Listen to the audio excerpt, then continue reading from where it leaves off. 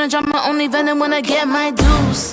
Respect, I'm the next tycoon. Got a pad full of greens, couple M's my soon. Non-believer, do you see the confidence? Got some people waiting for me on the fence. I live it, but never see me on the fence. Best believe that when I win, it's common sense. I'm designed to fly, defeat all demise. The best me, no fear, no compromise. 100 degrees, I breathe more to life. You should disconnect and throw in the wires. And the hand that's in this, gotta back it up a high percentage. Got a heart in my sleep non-stop. Stepping up to the seat, more shots. Getting those I'm alive, unleashed in the fire. Out in the wild, you can never stop me. Watch me dive on free, and it's my time. Up in the stars, you'll never forget me. But not holding back on the side. Only get better with time. Ready to own what is mine tonight. I'm alive, unleashed in the fire. Out in the wild, you can never stop me. Yeah, I never wait up. Flowers say so they coming on the way up. A true fighter's what they always been afraid of. Cards had a close on my circle when I lay up. Switch the game every quarter like a time zone. Aim for the buzz, tryna build up to this milestone. Pave the way with only items that I might own. Imagine what I'm about to do, be an icon. And the problem just the haters that I might know. It's a night show, the way I'm about to make a movie with these lights. No, the one they be like me, they can try. All gold, everything when I write. Come and pity, every legend gotta fight. A new world, when I flip, make it tight. Ain't nobody doing minutes how I like. Seat buckled up, going up like a bike. I'm alive, unleashed in the fire. Out in the wild, up in the sky, into the light. Watch me dive on free, and it's my time. Up in the stars, with every stride, our future's bright. Cause I'm on to the next. The way I shape shifts makes them call me a threat. Running on this path, never done, no regrets. There is nothing you can do, wanna face on the set. You're in front of the best. Different league if you wanna get to me. I game and pedigree. Yeah, I only got a picture on the centerpiece. I'm alive, unleashed in the fire. Out in the wild, you can never stop me. Watch me dive on free, and it's my time. Up in the stars, you'll never forget me. But not holding back on the side. Only get better with time. Ready to own what is mine tonight. I'm alive, unleashed in the fire. Out in the wild, you can never stop me.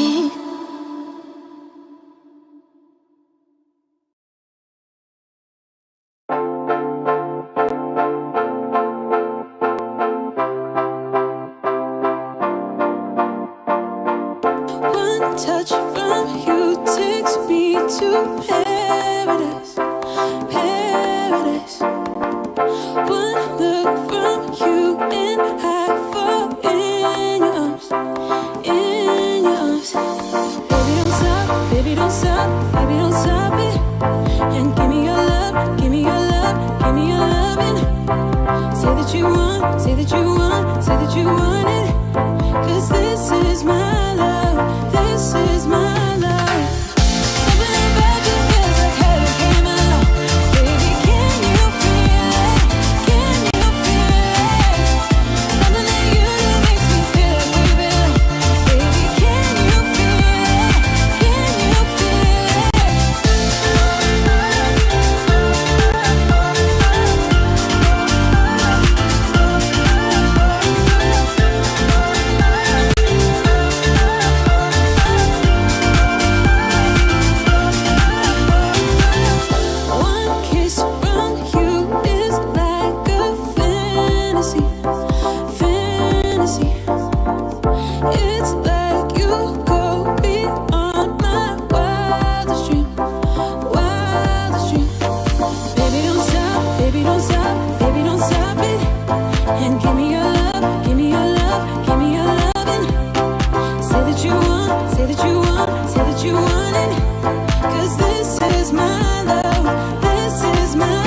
Something about you feels like heaven came along. Baby, can you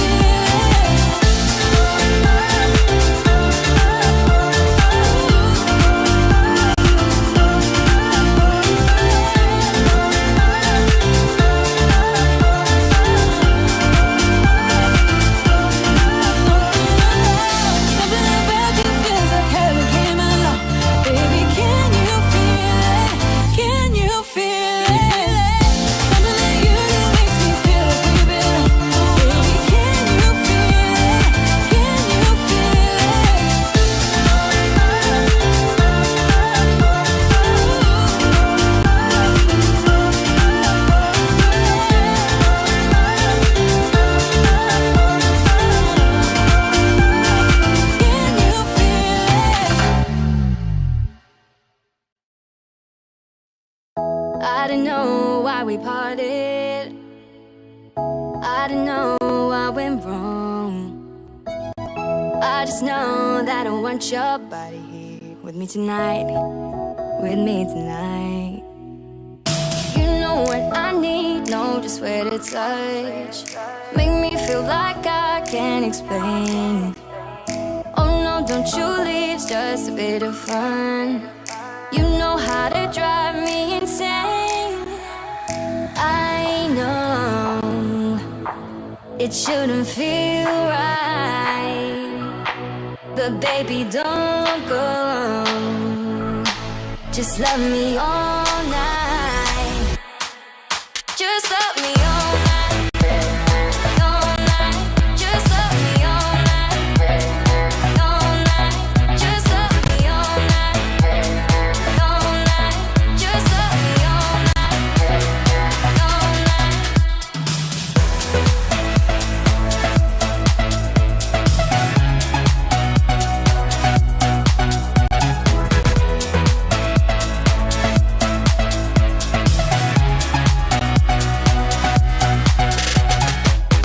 Tell me you want me, baby. Tell me I'm not alone. Tell me you wanna be with me tonight. With me tonight. With me tonight. You know what I need, know just where to touch. Make me feel like I can't explain. Oh no, don't you leave, it's just a bit of fun. You know how to drive me insane. I know it shouldn't feel right, but baby, don't go. Just love me all night. Just love me all night. All night. Just love me all night. All night. Just love me all night. All night. Just love me all night. All night. It shouldn't feel right, but baby, don't go.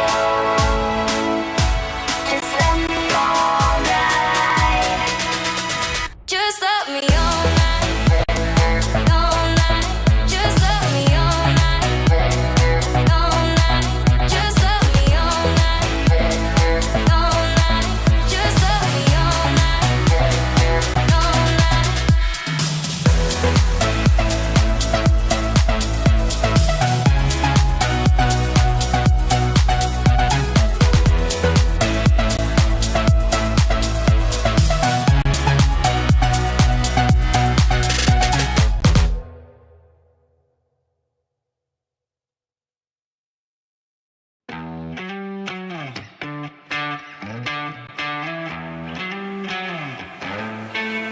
Don't need no thing.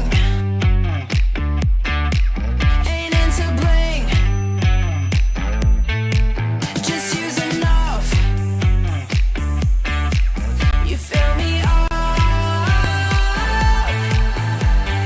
I don't care for diamond rings. I just crave the simple things, 'cause that's what I want. That's what I want. I don't need no fancy car. I'll take you just the way you are, 'cause that's what I want. That's what I want. That's what I want. Don't need no thing.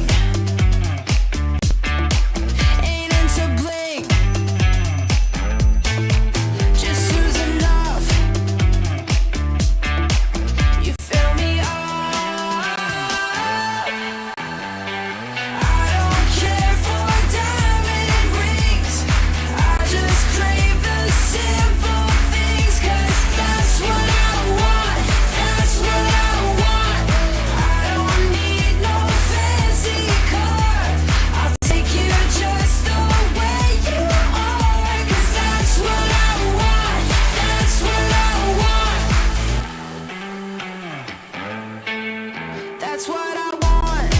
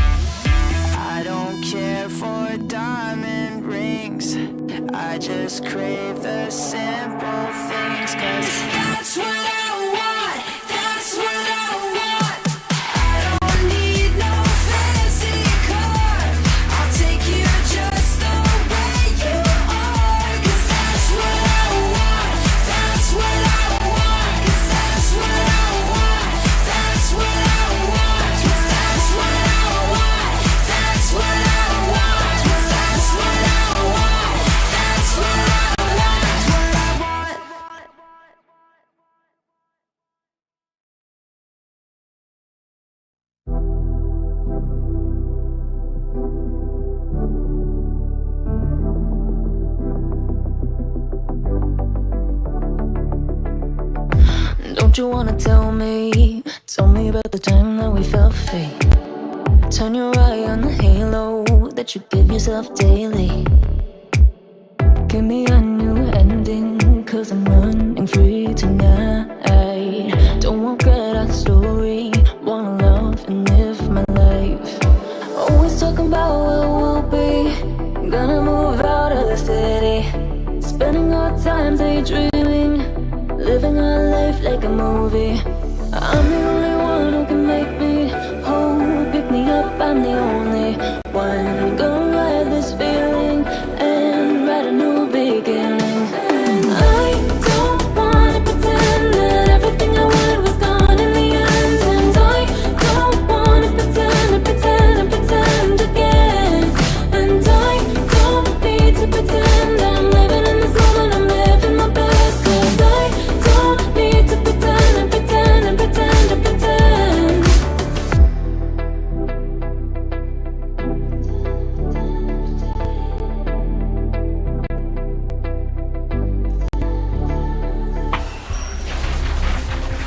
Feel the thorns embrace.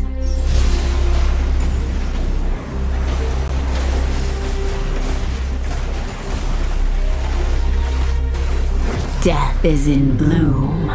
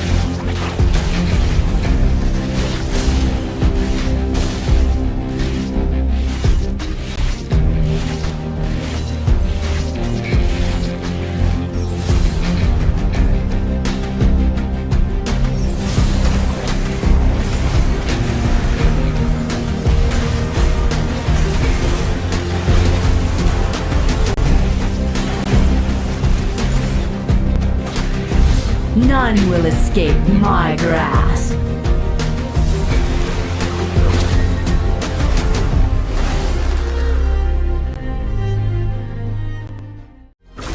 See, it's just a scarecrow.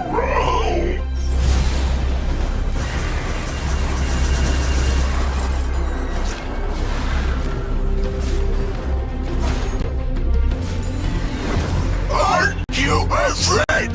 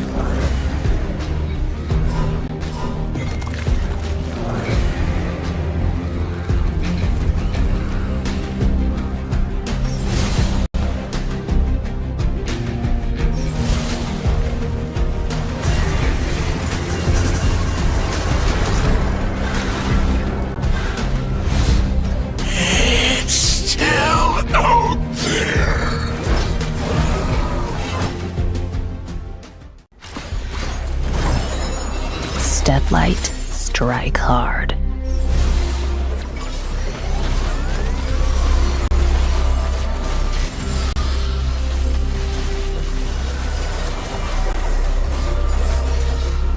Crack 'em like a tomb.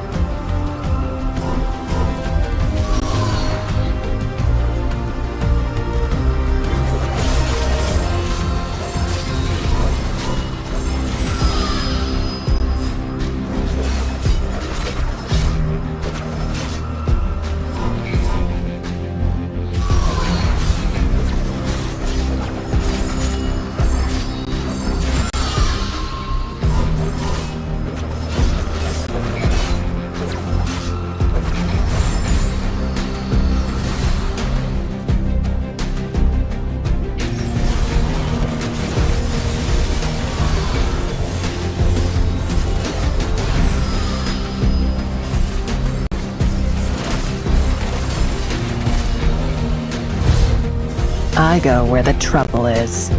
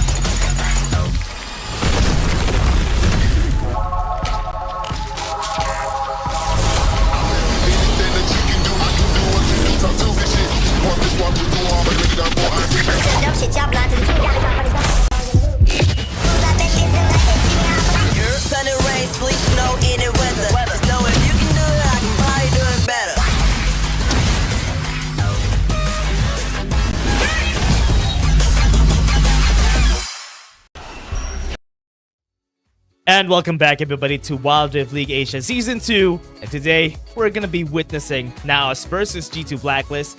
G2 Blacklist lost against Roster Y yesterday on a 4-2.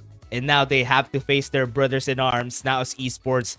And one of them will be eliminated today.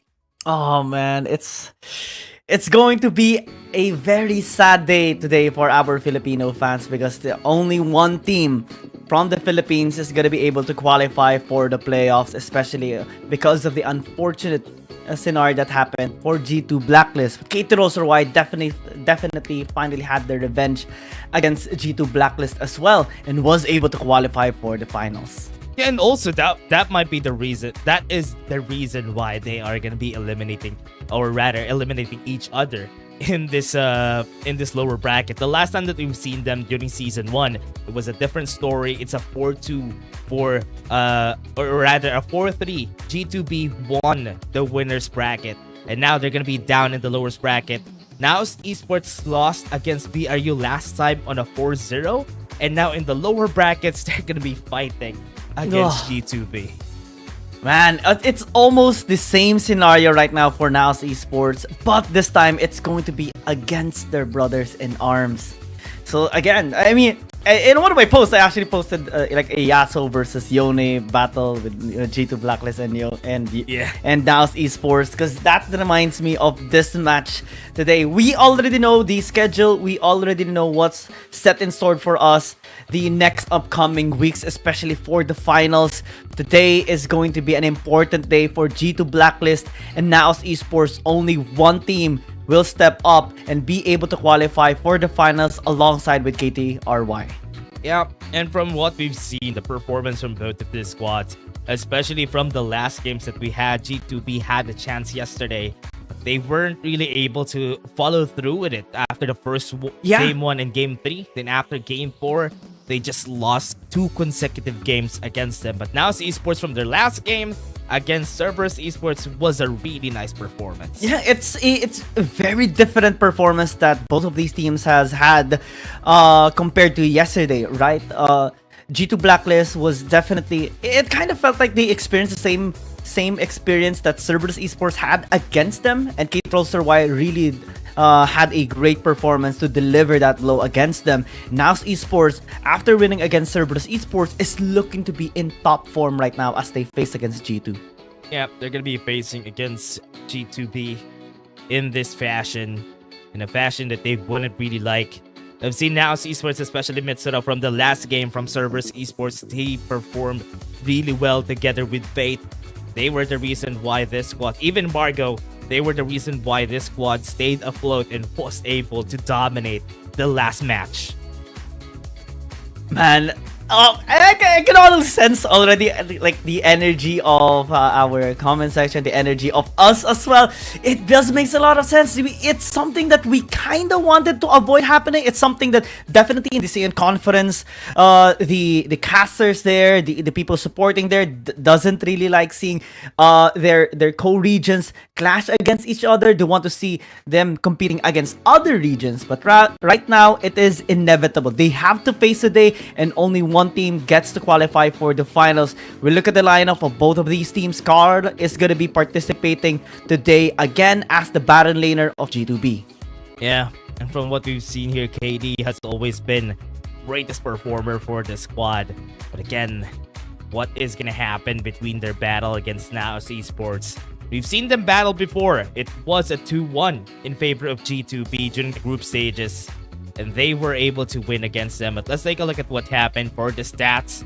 Seen a lot of dragons being taken by G2B, and even on the side of NAOS Esports, they won a lot of games on the red side. Yeah, red side has been a priority for NAOS Esports. G2 Blacklist has a more balanced stats for both of these sides, and it is a really big tarnish in their scoreline actually, or with regards to the stats, the matches they had yesterday against KTRY survived. So maybe NAOS Esports can actually exploit some of that, maybe find a weakness against G2 Blacklist. Both of these teams are really strong, especially in securing objectives. It's going to be a big clash between Fate and KD later on, because these junglers are just so impactful. They love stealing objectives. They love clutching the moments for their teammates, and it's about to happen today. We see a little bit more stats though on G2 Blacklist side in terms of the dragons. Towers, of course, are much better on NAOS Esports because they secured the Rift Herald. Yep, and for the side right here of NAOS Esports, they really want to snowball as much as they can, and that is what you want from a team like this, and they are just gonna do that just like that. And as you said, it's gonna be against Fate and KD. During the last playoffs that we had, the KDA of Fate has been really up and high, up and coming for the squad. May it be a vibe, may it be anything that he's gonna use, he's gonna make it work. On the other side, KD, one of the best carry junglers that we have here or rather, best carry jungler that we have here in APAC. And he has a lot of damage just because it says so. He's a carry jungler. Oh yeah. KD loves picking lots of damage champions. We saw the Jace performance of him yesterday, almost clutching the game as well. We saw him spamming out Yone, spamming out Kha'Zix at times as well, making sure that the damage is not going to be a problem on the side of G2 Blacklist. For Fate, he loves to be a proper engage tool, especially because he has such a great synergy with their support, Margo. And this is actually one of the best forms we have seen for NAOS Esports so far, recently dominating their match against Cerberus Esports as well, and is in top form right now to meet G2 Blacklist once again and maybe get their revenge. In a tippy top shape also for NAOS during their last game, so that's why the advantage is going to be there. I hope that the game yesterday really didn't take a toll on G2B, because if that's the case, NAOS has a momentum advantage just because they won the lower brackets against Cerberus Esports, and that could keep them going. But now G2B faced a loss, so I just hope that they're back right now. They just faced that loss yesterday, and they have to recover today. Yeah. Let's go to the stage for the host to introduce the teams, and let's get started. Hi everyone, welcome to the stage of 2023 Wildrift League ASA. I'm Valora. Today is the third match day of the second week of playoffs, and the match will be brought by NAOS and G2B. This is also the finals of loser bracket. Who can grab the last chance on this stage? Let's check it out. And now it's time to welcome Manila NAOS Esports and Quizzen G2 Blacklist. It's a shame that we lost to stronger opponents in upper bracket, but it's easy to beat you guys. It's useless to give you resurrection armor. 2 losses in a row, go home and prepare for the next tournament. Whoa! What? Calm! Stay calm, man. Stay calm. Stay calm. Oh my. Whoa, and this is something that they will never ever lack. The trash talk session are always gonna be spicy. Oh wow. Oh wow. I didn't really expect that though, but again, these teams are ready to eliminate each other from this game. But again, everybody, for all the PH fans out there, it's definitely a sad day because you're gonna be seeing one of them get eliminated. The dream to have both of the PH teams be there qualified, it's not gonna happen anymore. We're gonna see that elimination today. You know what, Dash? There's something that I kind of wanted to happen during the trash talk. What if in the trash talk session they actually spoke in Filipino instead of in English, and there was just a translation? Because trash talk is on a different level when it's in Filipino. There's a subtitle anyway. Might as well trash talk in Filipino. That could have been. Oh man. Say something like "Ikaw talo." Yeah, which is that could have been way more fun, right? That could have been way more fun. But again, it was a nice delivery for both of these squads in the trash talk sessions. I just hope that they would deliver the same in this game. It's all about the game. It's all about how you can deliver here in this series right now. It's going to be a best of 7, everybody. This can go the long run, or it can go down swiftly as well. It all depends on our players. Right now, meta champions being respected here by both of these teams. KD, of course, is gonna be respected on his Yone since he's just so good with it. Yeah, even though we have seen some nerfs, 4.4D, we have a nerf on Yone on the monster clear, but KD has still been playing the Yone and has been effective with it. And you all know how effective a Yone could be, especially if you get like 2 or 3 items. One Fate Seal could definitely turn around the fight. Yeah, it's insane how ridiculous the Yone actually is in terms of impact of the fight. With just one Fate Seal, the Krakatoa is going to be there. Late game insurance is always there as well. That's why we see lots of matchups being mastered by our junglers, like the Kha'Zix, like the Lee Sin, just to try and take it down. But it's also going to be banned away alongside with the Lee Sin. Akali of Aaron always has to be respected. So maybe we're going to be seeing a double ADC matchup today. Yeah, most likely we're going to be seeing a double ADC. We're going to be seeing it later on. Lucian, this is one of the champions that definitely had a mark on G2B's game yesterday. And that's the reason why, it's the biggest reason why they have lost the last games that they had yesterday. And that's why they're going to be picking it against NAOS. Yeah, it had 100% pick rate during the series of G2 Blacklist and KT Rolster. Why? And at that last game, it was G2 Blacklist that was on the receiving end of a beatdown because of this champion. So now they want to use it. Lockdown gonna be fully utilized by NAOS Esports with a Camille, possibly a Galio would be picked up here just to have an assurance on the follow-up.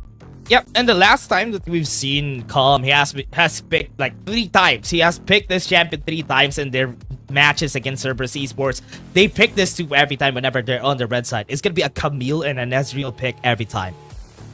Ezreal is a strong champion to have to get the damage done. You have the pokes, you have the mobility, you have the flexibility as well to help the other lanes with the True Shot Barrage. It's great damage dealing as well for team fights. But also, with the ribbon being hovered right now, this is, again, just a champion that I love seeing starting the recent patches because of the executing damage with the Wind Slash, of course. And with the Gragas right now being picked up as well for draw, this is a great setup tool for G2 Blacklist to maybe isolate the members of NAOS Esports. Yeah, and we really love it, especially the Filipinos out there really love picking up the ribbon whenever they can, and that is not going to be a stranger to G2B and NAOS Esports, so that's why they know how to definitely find a way to act up against it. And Nautilus would be a good pick just for them to cancel out the Broken Wings combo pretty easily. So now, for NAOS and G2B, what are they looking for? They're looking for chances to get mid laners and even on the, or rather, yes, mid laners. They're waiting for the mid laners to get pick up here.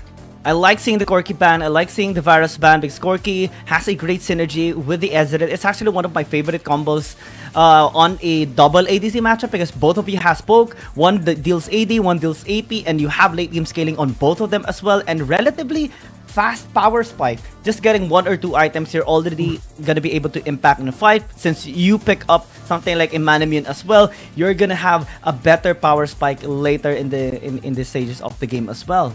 Yeah. Shen? Ooh.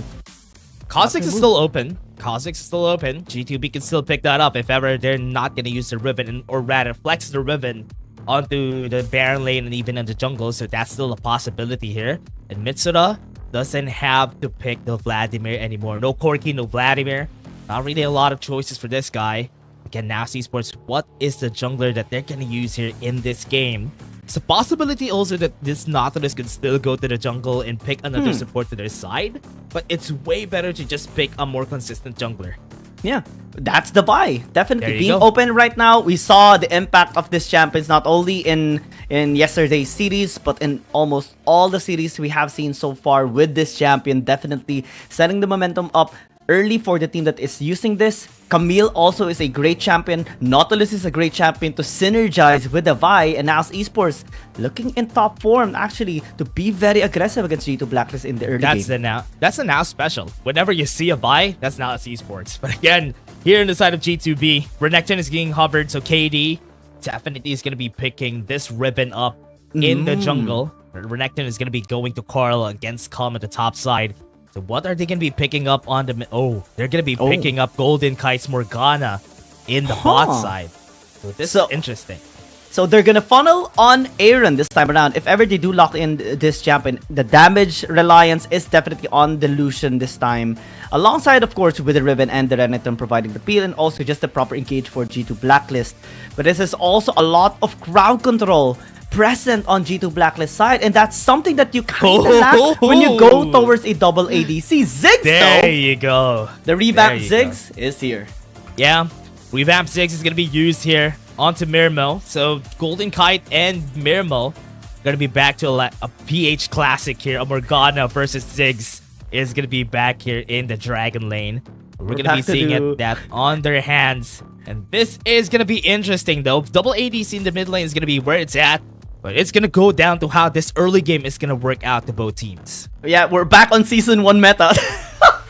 Yeah. APCs in Dragon lane and ADCs in the mid lane. Oh, yeah. And that's basically what happened during the last part of Season 1. So, yeah, this is how it's going to work, everybody.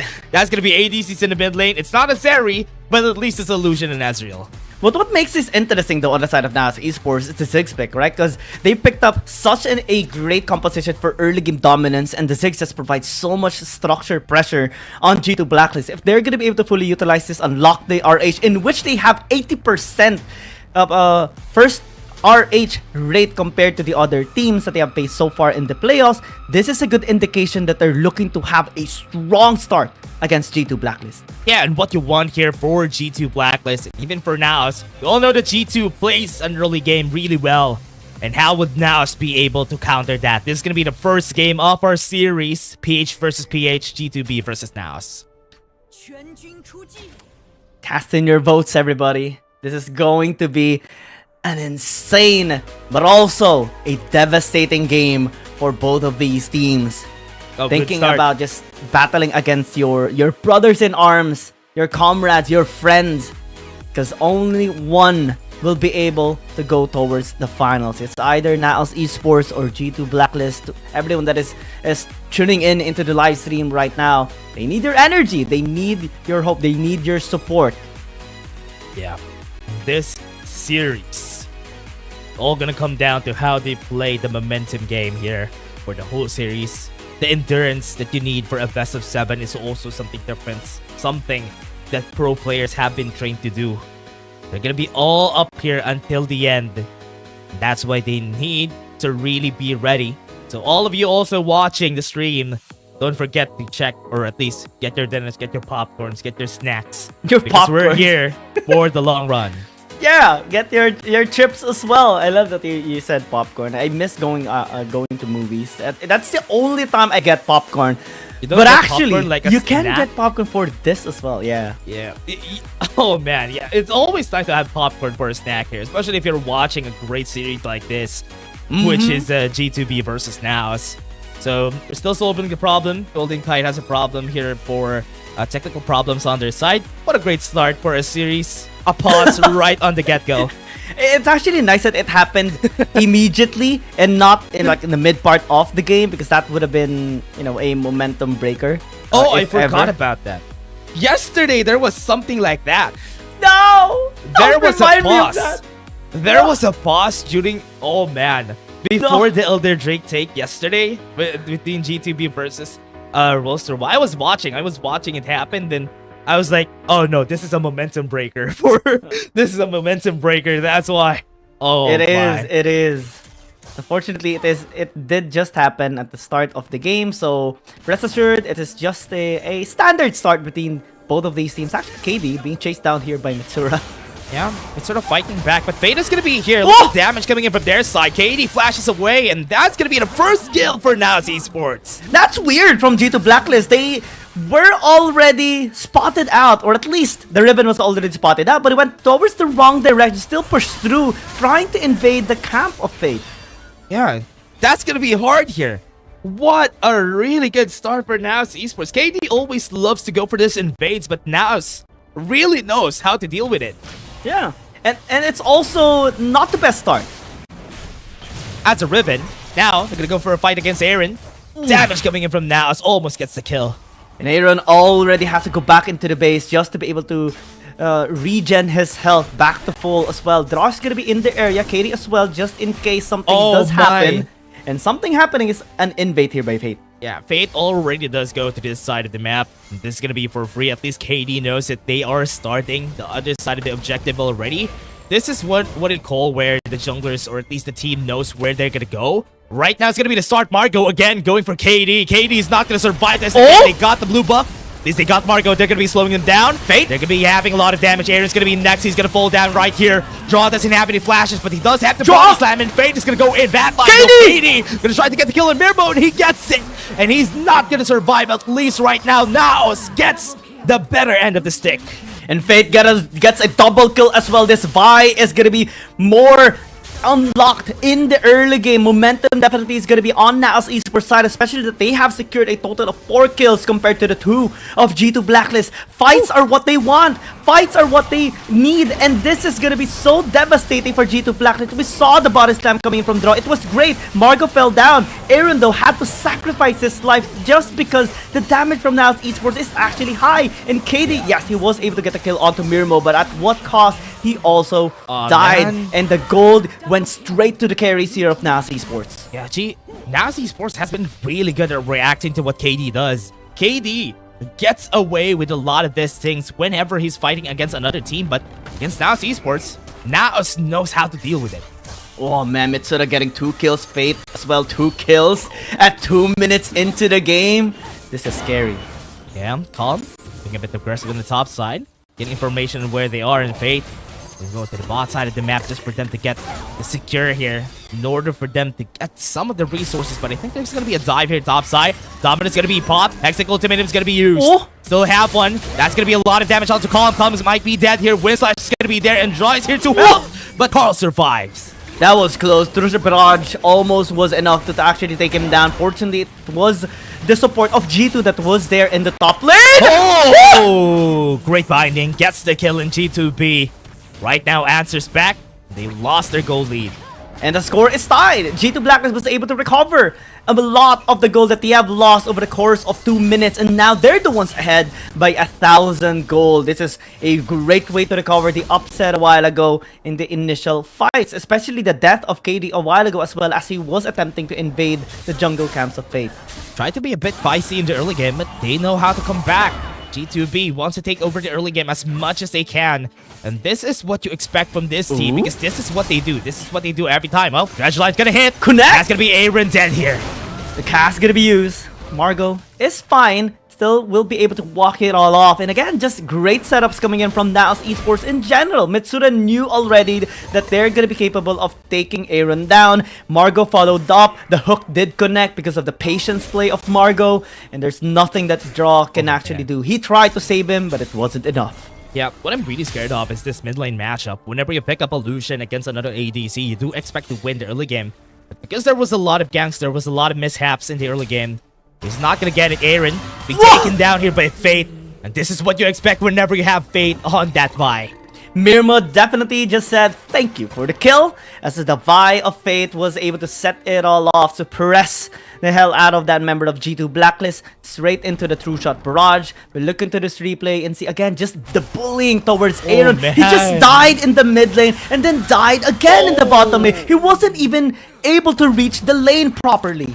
Yeah, this is what you want to do. Try to be aggressive against an aggressive team. They might make mistakes. Aaron again being dived in. That charge is going to be used and Aaron can't even play the game. Dude, that's 3 times in the past minute that he died. Now Esports definitely not allowing him to play at all. He wasn't even allowed to touch a wave just yet. Here's an answer. Calm. You're not allowed to play, as they said on the side of G2B. That's going to be a kill top side. First kill again for the gank in the top lane after a while ago. But still, this is a massive beatdown already towards Aaron. This is one way to prevent this Lucian from being able to scale properly. No! They're gonna go for it again! They're gonna go again for another season. This is Fate gets the kill Aaron! What's happening here? I thought you were friends! This is not how you treat your friends! No way! No way is this happening to Aaron! And now that Lucian is not gonna have it! Katie's gonna go in, Flash has been used, but they didn't get any kills just yet. Dude, 4 deaths in the past 2 minutes!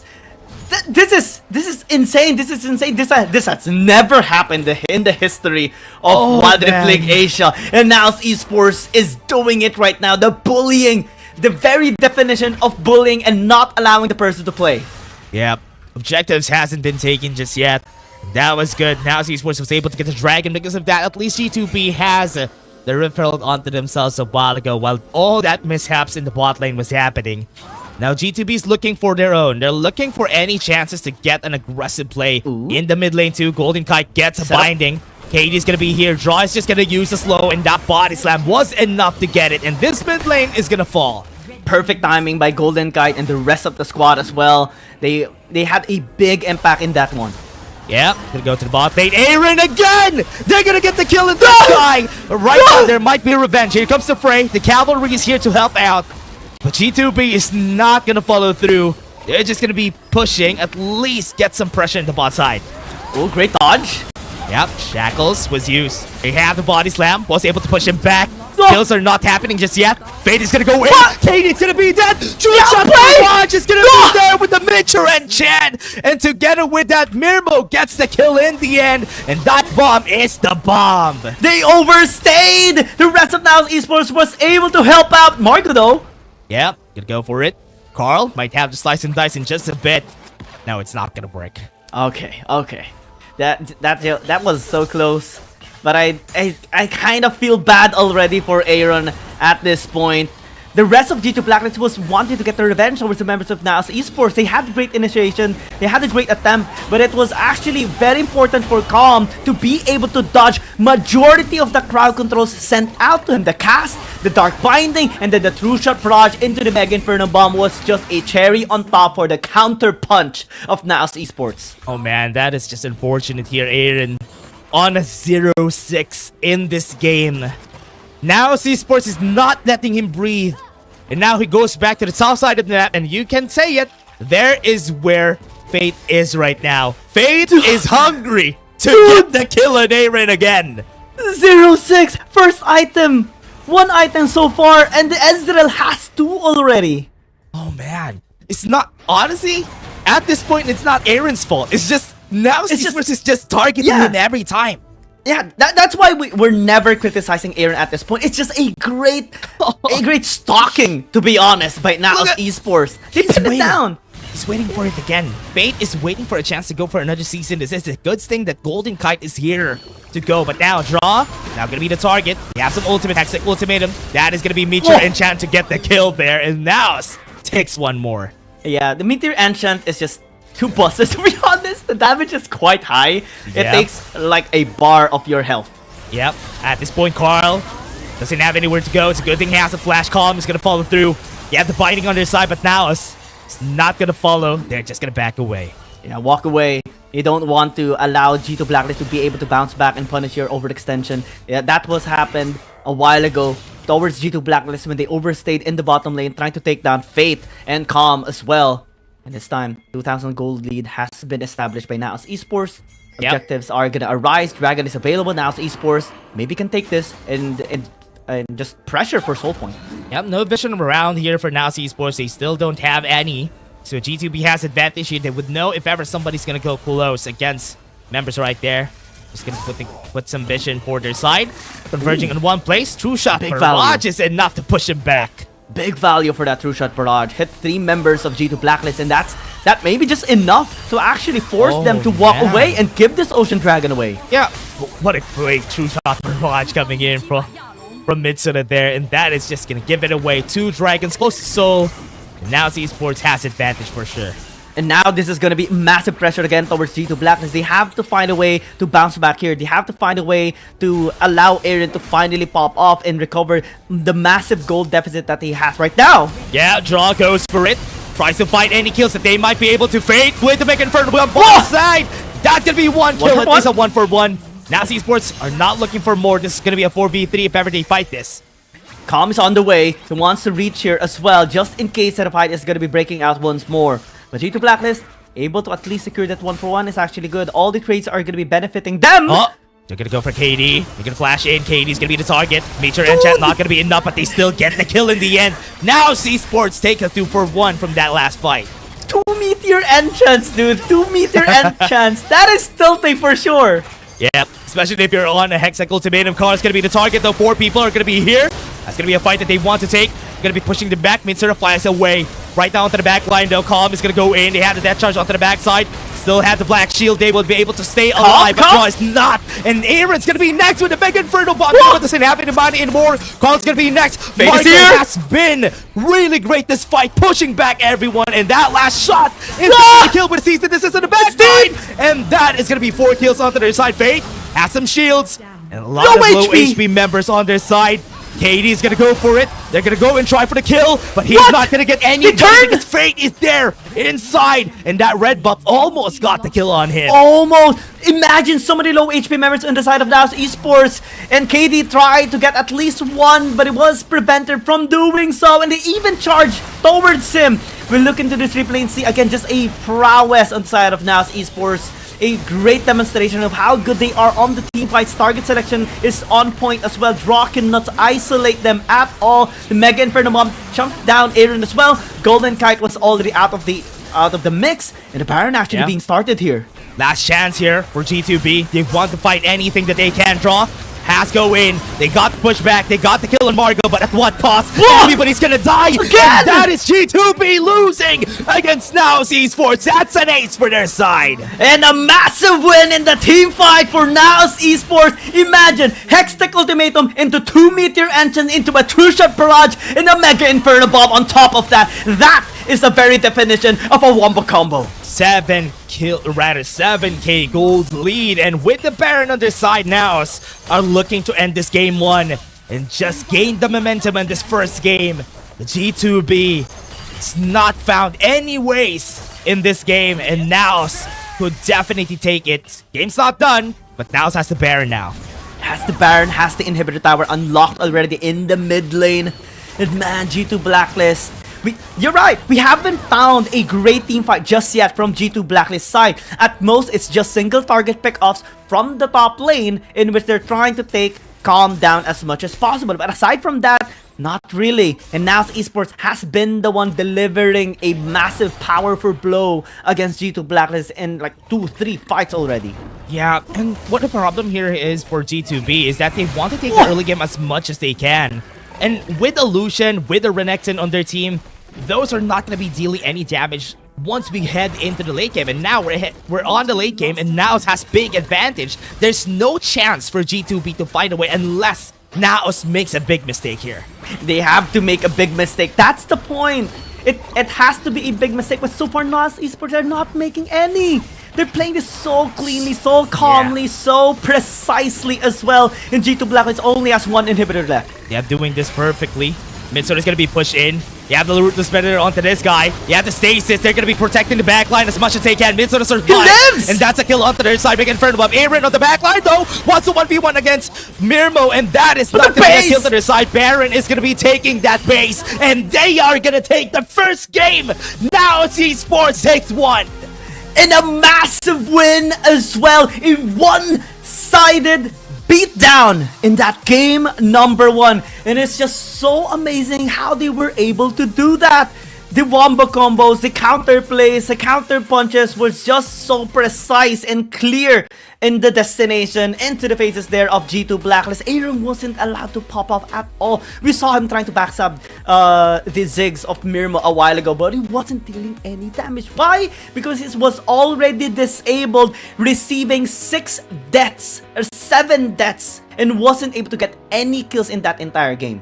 Yeah, here's the catch. What they did there was really bad for the side of G2B. Aaron was not allowed to play. And remember, Lucian was the biggest reason why they lost yesterday. Luna playing that Lucian was the reason why. But again, fighting against NAOS, it's a different story. And that's why that Lucian was just targeted down time and time again by the side of NAOS Esports. That Vi needs to get banned on the next game. Needs to get banned. Fate is just too good on this. And they dissected the plan already. The layout, the structure of G2 Blacklist. They're banking on Aaron. They're banking on Aaron on the Lucian. That's why they even picked up the Morgana. So that the Black Chain is going to be helpful. The stuns are going to be there. The shackles are going to be there. And also just many resets and platforms for Aaron to pop off in the late game.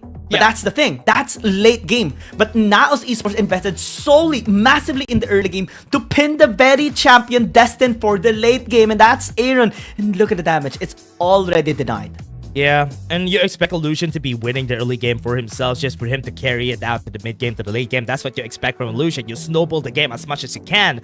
But once you don't reach those points, those item break points, and you get a bit late than the Ezreal, that Ezreal is gonna destroy you for sure. And that's why here they didn't have any damage in the late game, because their investment in the early game did not work. Yeah, nothing worked for G2 Blacklist. Not even the denial of the soul point of NAOS Esports. They couldn't contest any objectives. And very, very well-deserved MVP by Fate for sure. This fight, like what you said, has to be banned away, or else it's just gonna be a repeat of history. Yeah, you should be banning this Vi. This guy is just so good at playing the Vi. And once it's open, he's not going to be hesitating to pick that up. We also see some Lee Sins being picked by Fate. But let's see if that's going to work on the next game, because G2B still has a chance to come back from this. We're just going to take a short break, guys. See you guys in just a bit. Feel the thorns embrace.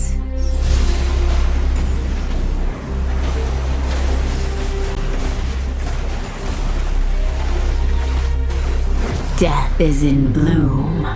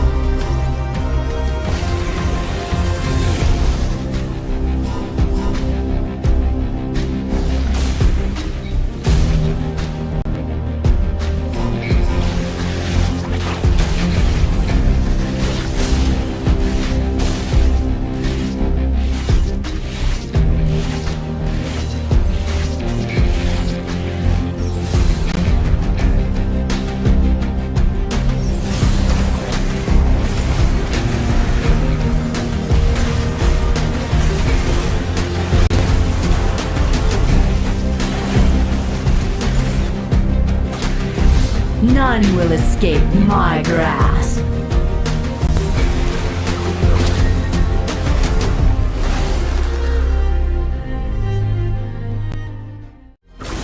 See, it's just a scarecrow.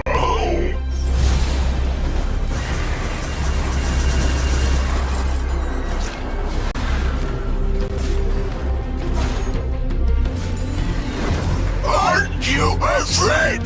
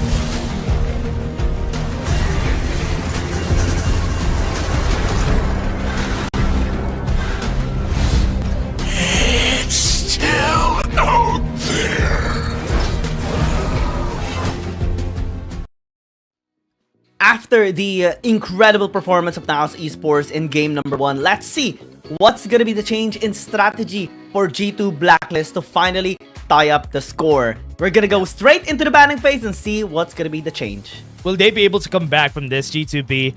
Especially Aaron.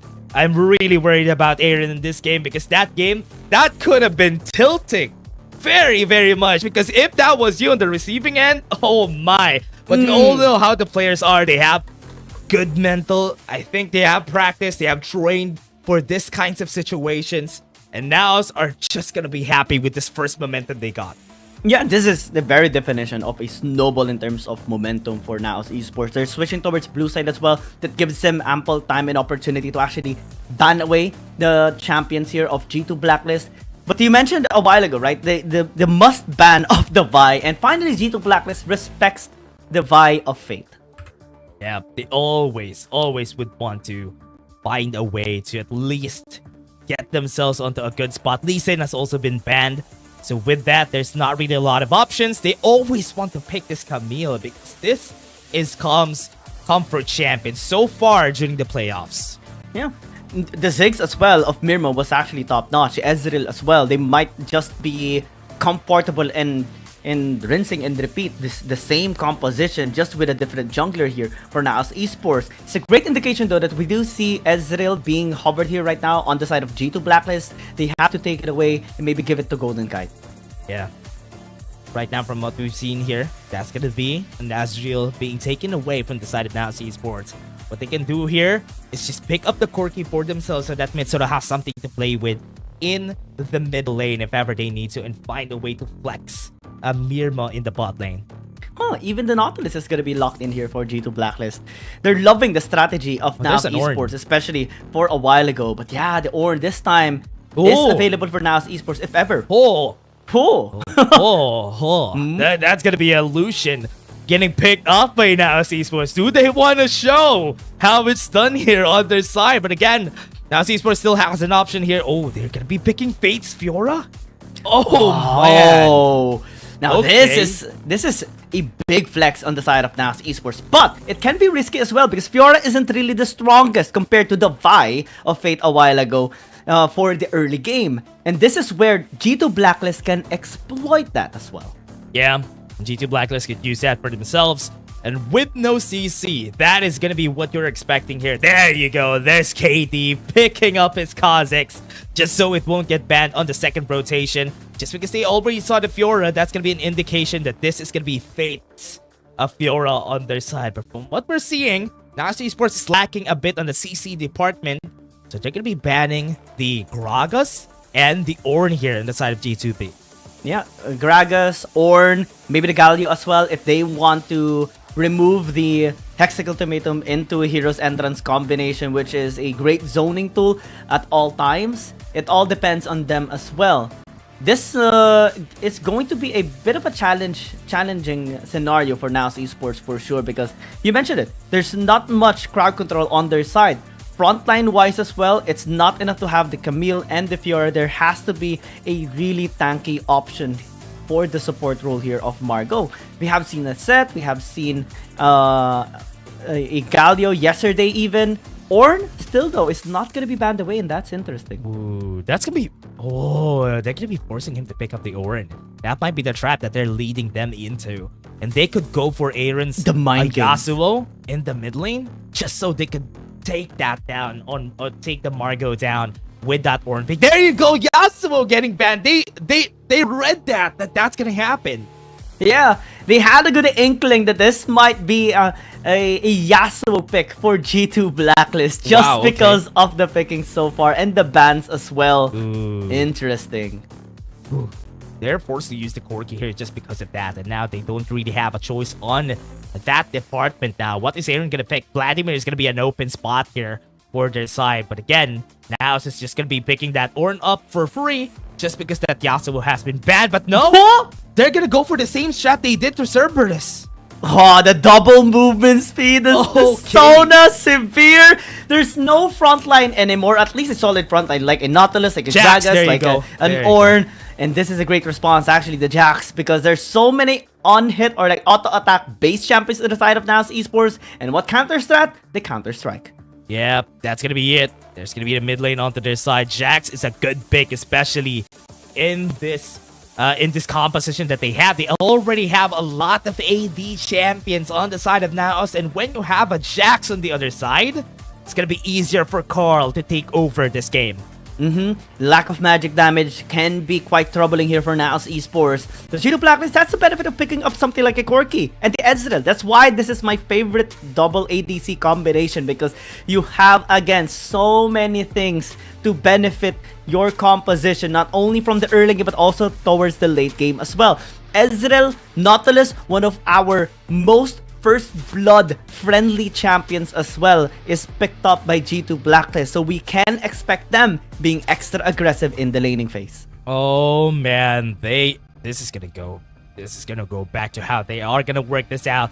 Let's see if they would be able to make this thing work against a team like G2B. We have seen this same composition against Cerberus when NAOS was fighting against them, but against G2B, would that remain the same? Now G2B has a chance to go at this. They have great champions on their hands. They have a Jax in G2B. And we are heading to game 2. This is very, very interesting. This is ultra interesting, seeing a Sona Severe once more for NAOS Esports. Almost exactly the same composition that they've used against Cerberus Esports in that game 3, in that playoffs day 5. The only difference is the Corki being replaced right now with a Lucian. Oh yeah. Now let's see how they're going to be working this out. How this Lucian is going to be pairing out. Yesterday we've seen such a great Lucian play from Luna, and that left a mark in the APAC region. And now this is why they're just picking up the Lucian in the mid lane every time. And now as Esports, we just want to show how it's done against G2B. Yeah, the auto-attack stun is very broken, but a great engage coming in. That is going to be high, and first blood secured by Golden Guy. 2 kills at the start. That's how you get your revenge. That's how you started, and G2B started it with a bang, literally getting 2 kills. And that's what is the disadvantage. Whenever you have a utility support at level 2, you can get easily killed. Let's take a look at the replay. Look at how G2B just did it. Even if they started it, that was just a really great play. They just did the damage. Once they got level 2, one dredge line didn't even get the kill on Golden Kite in the end. Oh, it was so clutch to be at level 2 as well. The timing was perfect for G2 Blacklist, particularly Golden Kite, and was able to just arcane shift in and secure that kill as well. And now NAOS Esports has to be extra careful in the laning phase. Yeah. And looking at where the junglers started a while ago, they both started on the top side of the map, so we can definitely expect a gank again to the bot side. And we're gonna expect that from Draw, that they might be able to find another kill here once it heads to KD, getting more of those levels. Let's see what's gonna be the response here of G2 Blacklist as they see a bit of a more defensive play style instead of NAOS Esports Dragon Laners. They're sending KD as well in the bottom lane. Mature is gonna be here though. They want to turn, they want to chase him down, but it's gonna be denied by G2 Blacklist. Yeah, denying the levels up here for their jungler would be good. Fate not having that level 5 is just a great start for the game there for the squad, just so that G2B would start for the snowball. This is what they do every time. Whenever they get the early game advantage, they are just gonna find as much resource as they can. Yeah, just try to scale as well. For NAOS Esports, Aaron stopping the recall there of Mitsura is interesting. G2 Blacklist focusing in the bottom lane actually is a great way to start this game for Golden Kite, because he is just so great as an ADC for G2 Blacklist. And this gives so much room for Aaron actually to be able to safely farm in the mid lane and scale up towards the late game. Yeah, and this is what happens whenever you have advantage in the early game. Those fights are... Ooh, that was really scary though. That was scary. Now, they're gonna go for a fight topside. Topside is gonna be big for G2 Blacklist, but KD actually might be in a bad spot. Force a flash away. The flash in here by Fate. Will secure the kill, and Carl is all alone this time around. He's trying to fight back. Calm is still here. Aaron finally joins. The opponent is gonna be coming through. The Valkyrie is actually doing a lot of work for the damage, but the counter strike by Card will secure the kill. Hookshot in for Aaron. Doesn't have any mana as Mitsura finds the kill on the Jax. A 2-kill lead actually here on the side of NAOS Esports. Yeah, 2 for 1. And now starting that off, even if they lost a bit of their lives, they have at least 2 kills, and they're slowly chasing this lead that G2B has. That's their goal. They want to bounce back. They want to find ways so that they can actually have the power spikes earlier than G2 Blacklist, and that was well orchestrated in the top lane. Yeah, that's what you want to do. Whenever you have this advantage in the bot lane, fine. Objectives bot lane though. The flash into the true shot barrage. Mirma will still be staying alive. The Ignite though is ticking down almost. He breathed onto it. He breathed onto it. Yeah, that was almost a kill. This is one of the advantage of the new ultimate of Mario's champion, Sona. The dance finale is just so good at just stopping combos from happening, and that is what it does. It's very, very close. That was almost a kill already by G2 Blacklist. Just one more tick for the ignite, and that could have been Mirmo dropping dead. Yeah. One of the problems here that we could definitely face once we head into the later stages of the game is the amount of damage that both of the squads will have. NAOS has so much damage. If you can just take a look at this squad, that screams damage withdraw. Ooh, just hiding. Has the plan in mind. Very... Ooh. Fortunately though, the exit is actually on the top side. Kha'Zix is a little bit close, but not really any indication that G2 Blacklist wants to engage. Yeah. What's scary about this composition from NAOS Esports is that once they head into the point where their speeds are just gonna be up the top on the hunt, plus together with having a Sona, it's just gonna snowball in your favor. And mobility is king in this game, especially on how small the map is. Mobility is just so good. Yeah, this Fiora of Fate, Calms Camille is gonna be so fast. Mitsura as well is gonna be so fast. Ooh. But the damage though of Aaron is actually high. Just poking down Mirmo. Wait. Dragon initiated already. Nobody's by Fate, helping him. but the rest is actually going through as well. Finally, it's going to be helping out. Depth charge, so it's going to cancel it. Still, it's going to be able to secure the Dragon for the rest of NAOS Esports. And now the turn is going to be coming through. The damage is going to be behind the side of NAOS Esports. Raw has to escape. But the rest of G2 Blacklist is going to be here. Still going invisible. Gets canceled a little bit with the jump. And now the turn again by NAOS Esports. It's just massive. Everyone's dying on the side of G2 Blacklist. NAOS Esports will just love every single moment. I want to see a replay of that. That KD could have gotten the kill there, but he was cancelled. The leap was cancelled, or he might have hit a wall, and that's why NAOS Esports was just able to snowball out of that fight. And that was why they were able to win. Gets an ace this early in the game. Let's take a look at the replay again. Take a look at what happened during the earlier parts. G2B just won this perfectly when they fought against Carl and Calm. That was just an easy kill for Fate here. And once the second phase of this fight happened, G2B had a chance, but they took in so much damage and KD wasn't able to reach him. That was the flash leap. Oh no, that was why they lost that. The flash was too early. That's why. That was a flash and leap in place. Oh, so man, no one canceled him. It was just it was a leap in place. Oh man, dude, and NAOS Esports just bounce back. Just bounce back. Literally 2,000 gold ahead already in this game. A while ago it was G2 Blacklist ahead, especially because of the kills that they were getting in the bottom lane, but now they're trying to turn onto the Camille. Mirmo's gonna be here. Hook shot away. Repose coming through, just forcing them to walk away. And G2 Blacklist will. Yeah, and now Esports, look at this. They are really ready to what they're gonna face here. Look at Calm. The confidence of this guy fighting against a 2v1 this early in the game. It's just tells so much about how he is in the lead, and that's why they're just going to be taking some towers around here. This first tower might go to NAOS Esports. Yeah, top side. G2 Blacklist is having a bit of a hard time. Finally, Calm will be taken down as Carl picks up the kill, and this tower should as well be taken down. But NAOS Esports, yeah, they did get the first tower in the bottom lane. They're going for another one as well. Oh yeah, this is going to be bad here. From what we're seeing, there's going to be 2 towers down. G2B still isn't done in this game. They're just going to be taking this slow. Just take objectives for objectives and just not let all the stats be in their way. Whoa. G2 Blacklist, this is going to be very tough for them. Yes, they do have massive scaling into the late game. They have the Jax as well, which is a good assurance for at least that they will be able to bounce back in the late game if ever NAOS Esports screws up. But that's the thing. Again, similar to game number 1, NAOS Esports has to screw up. But so far, they're not doing that. Yeah. So far, NAOS has been making minor mistakes, and that's why G2B has been getting some kills against them. And what's great about this is that they're always trying to pressure on the other side of the map.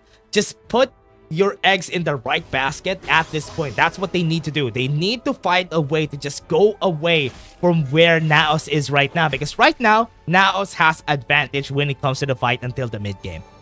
They're just waiting for the mid-game power spikes here of NAOS Esports. G2 Blacklist are trying to recover as well some of the gold deficits that they have experienced so far in the past few minutes, and they're doing a really good job as well. 2,400 cut down to 1,100, and that's good. Mana immune completed for both of these ADCs as well, and later on when they turn into Mewtwo mana, they're gonna hurt much. Yeah, and from what we're seeing, it's already starting. Side lanes from Calm. Nobody could be able to win a 1v1 against them unless that Jax gets the third item. But right now, even if Calm is 0-2, he can win a 1v1 every time. Any 1v1. Even about a while ago, when he was definitely bullied in the top lane, he was able to stand his ground, honestly, despite the numbers advantage on the members of G2 Blacklist. But Mitsura has to be very careful. He's lingering in the area. Draw is just looking for vision, looking for an angle to go in. Yeah, he might have had an Aaron treatment there if he didn't back away. But now Esports really knows their stuff here, and they've been seeing G2B, reading them from miles away. But again, 3 towers are down, and G2B is slowly creeping on that gold. We're now close. The gold is stable, and G2B just went back slowly, just taking towers from the map. Oh man, Aaron treatment. That's kind of sad for Aaron for sure. Now Esports doesn't want that to happen towards anyone. The damage though is gonna be high, especially because of that Corki, and they're gonna be initiating. They take it down to Sona. That's big. Valkyrie as well gonna be used with a package as well. Calm just trying to isolate the other members here of G2 Blacklist. They want to turn. They actually want to turn back. That is interesting here on the side of NAOS Esports. Even if they lose this one, they're not gonna hold back at all. Man, Calm is confident that he can take the fight against G2B. It was 4 people. He was using lunge against 4 people, and he was not afraid. G2B needs to think about this twice, because this could be a chance for Fate to just go for the steal. NAOS is now healthy, and they can take this. They want to secure the steal. They want to get the soul point already, but it's going to be denied. It is Katie that is going to be able to secure it. Calling going to be used, but unable to get anyone taken down. And Aaron going in with the Valkyrie. Golden Guide as well with the Arcane Shift. Fate, but actually being in a lot of trouble. Crescendo! Big Valios! They get the outplay instead. Aaron's going to be flashing away. Still, it's going to be fine. But Daw is in a bad spot right now. The rest of NAOS Esports wants to chase them down. Aaron's still alive. Yes! And G2 Blacklist losing 2 though. Oh, they lost a lot of members there, but Margot being back in that fight turned things around, and one dance finale was enough to take down the pressure that they have there. And now, this is going to be the question, how would G2B really take this over? It's a good thing that they were able to deny the soul. Those stats are okay, as long as they keep this like this, and not let NAOS get more towers. It is all gonna be good for G2B. Dude, that dance finale became the final moments of the other members of G2 Blacklist a while ago, as they were met with another counter punch. Again, it's always about the haymakers of NAOS Esports. It's deadly. It's deadly. Yeah, so hard to deal with, especially when you have a Sona on the other side. What's great about this, also a really bad thing about what is happening here for G2B. Yes, they don't have a front line on the side of NAOS Esports, but they have been targeting everybody in NAOS. That's why they can't secure a kill here. But now, what NAOS Esports needs to do here is just make sure that this speed that they have, the mobility, has been helping them so much, and we can see it. That's why it's so hard for G2B to get the kills there. G2 Blacklist has to rely on the power spikes later on. When the Muyo mana is transformed into that item, that's the time that they should strike, because they were lacking a little bit, just a tiny bit of executing damage, and that was all the difference in all of those fights. Yeah, Hullbreaker already has been built by Calm. We always need to point out somebody has Hullbreaker, because even in a 2v1, they're not going to be afraid to take that fight. They want to fight. They always want to fight. That's the thing about not only G2 Blacklist, but also NAOS Esports, right? They love fighting. But so far, NAOS Esports has been loving the results of the fight so far, much more than G2 Blacklist. Look at how calm they are. NAOS Esports is taking towers over towers. G2B was a bit too late on the picture there. That's why it was easy for them to just take down the towers as fast as they can. But G2B, they're looking for any opportunities now to take the fight. This is the time that they could take some shutdown goals against NAOS Esports. As long as this state of the game is being kept like this could be a chance still. G2B is still not done here. Yeah, they're not done. They want to fight back. They have been looking for an opportunity to be able to fight back. However, though, it's going to be very difficult. It's good as well, though. The G2 Blacklist was able to cancel this scaling with a soul point. Too aggressive, though, Fate. So bold steal going in with a hook shot this time around. They're going to be turning, though, trying to take him down. The shield's going to coming through. Hex going to be used. Again, the sound finale again is just being sung. Unsung heroes on the side of NAOS Esports. They turn out to the members of G2 Blacklist. Everyone is just flashing away. The stone's going to be fine. It's so good. To the post. The stasis is going to be gonna use a Biome Time. Is still Wow. alive. The tower's gonna be falling What down. And is G2 that? Blacklist. Insane maneuvers coming in from NAOS Esports. Absolutely insane. This Sona is so broken. That's why now Esports are getting Broken. away with fights that they shouldn't have gotten away with. And now they're going to be taking the inhibited turret into mid lane, and they have a chance to take that Baron. They're just gonna be taking it. They're gonna take it without hesitation. The ballsy moves from Fate. And then Mitsura going into 5, and then the tower dive. That's That is Sona. not what happens normally. KD. But because of the Sona, they're making it happen. He KD's peeks gonna at be in the it. area. Kali goes in with a flash in as well. The Jax is gonna be pushing No through. The vision. Teleport's gonna be coming KD in. can steal. Not to steal, but they can't six. G2 Black Star gonna be looking for the fight. The stamina to KD. jump away. KD's still gonna be fine. The Valkyrie, the package is gonna be used, and the Sona is just gonna be steal. taken down. The perfect steal, like what you mentioned, and G2 Blacklist is still alive. Oh man, that was so good. And now with the Baron and also everybody dead, this could be a chance for them to go for the push. And G2B just turned that around. KD is just so good at taking 50-50s. You thought you were winning until you weren't anymore, and G2 Blacklist is now running it down top lane. The Nexus shields are actually preventing so much of that damage coming Wait. through towards the main not done. building, but it's still not gonna Oh, be they enough. can So that's the finish only it. one. He has to clear out the waves, but it's not gonna be enough. G2 Blacklist through the steal of KD bounces back and secures this game. KD taking that steal right there was the reason why they won. And him having that mental, that iron mental will to take that Baron was the reason why they won. And now, even though they got all the advantages in that game, it was still G2B taking it. G2B's not done in this series. Dude, that shisha balls, man. Super. Sheesh. I'm sorry, I'm reacting, like overreacting, but you got what I mean, right? That outplay, that comeback is insane. It blew our minds figuratively, but that game literally for G2 Blacklist to win. Yep, they got baited though. They went in for... Fate did want to get KD as fast as he can, but he still has to void assault. He ran away, no vision, and that's why he was just able to take it for free there. And that was such a great deal for KD. And that takes the cake, gets this to 1-1. Oh, dude, this is why you can never discount G2 Blacklist. You can never count them out. You can never take them away from the equation because they will slap you in the face and just tell you, I told you so, we can still win this. And they did that in that game with KD getting the steal onto the Baron. Everyone followed up. Carl flashed in to the Baron pit. Ballsy move 2 versus 4. They were ready for the fight and everyone followed up as well. Oh man, this is just crazy whenever that happens.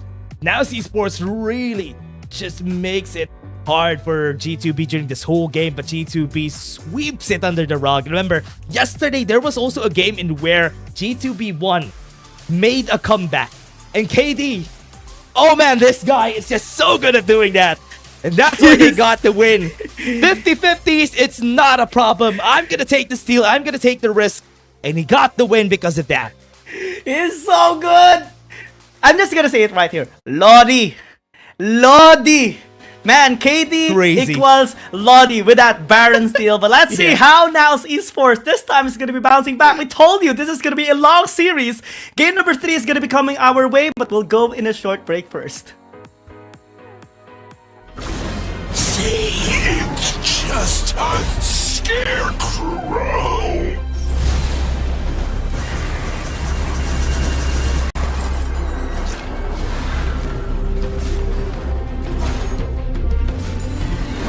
Aren't you afraid?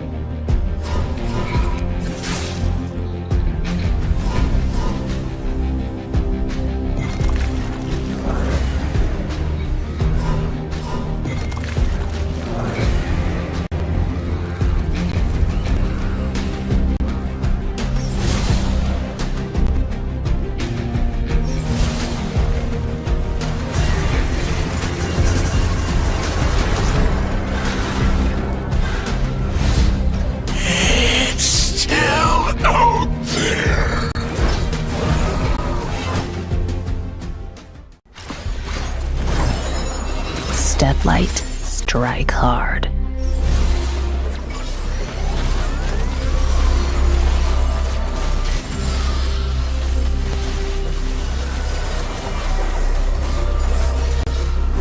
Crack 'em like a tomb.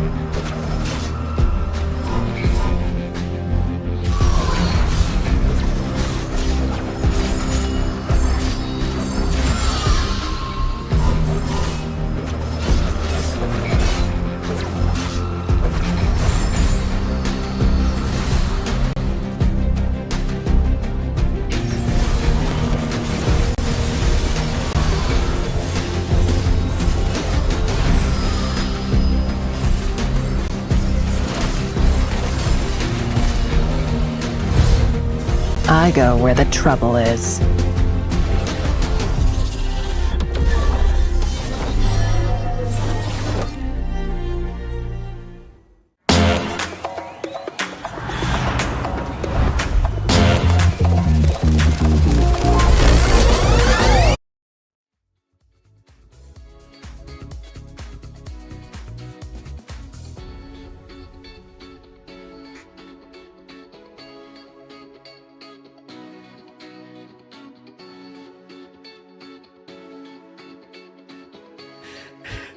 Yeah, it's insane, man. It's insane. I love the series already. It's just game number 2, but it's like, and it's just it's just playoff day number 7. Yes, one team will bid goodbye after this series, but man, it feels like a grand finals already.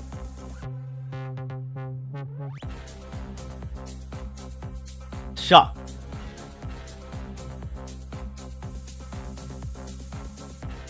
I'm just so excited to see what they are going to be putting up this time around. The Sona combination is finally met with its first loss. This combination is now lost here by of NAOS Esports, and G2 Blacklist was very, very creative in that last fight. KD can never be discounted. G2 Blacklist can never be discounted. We see the members now of G2 Blacklist, Coach TG, again, just giving the words of wisdom and motivation right now here on the side of G2 Blacklist in order for them to finally be the one to get this win against NAOS Esports. It's taking a bit of time before the drafting phase starts, but it's okay. They can take their time because we know that this is going to be sweet.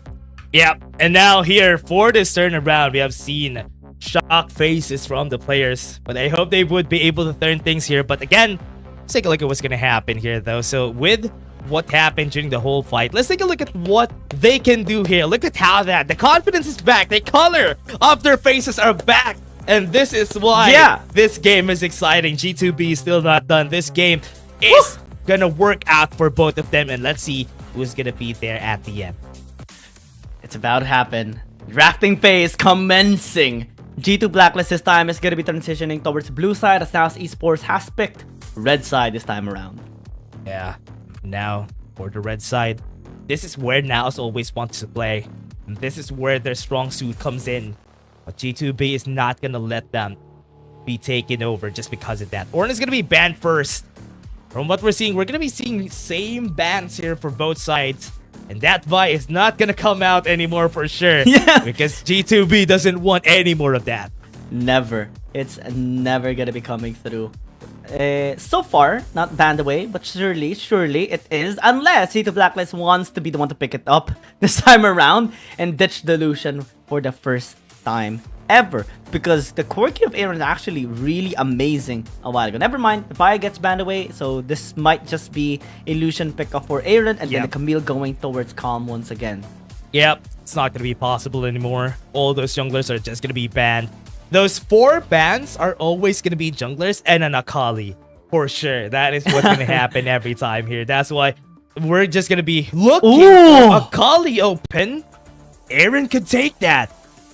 We only see the Akali being open by some of the other teams. Actually, because of a Zoe player. But Lee Sin being picked off? Wow. That's going to be a Camille, for sure. Camille and Akali is going to be what NAOS is going to pick here for the second pick.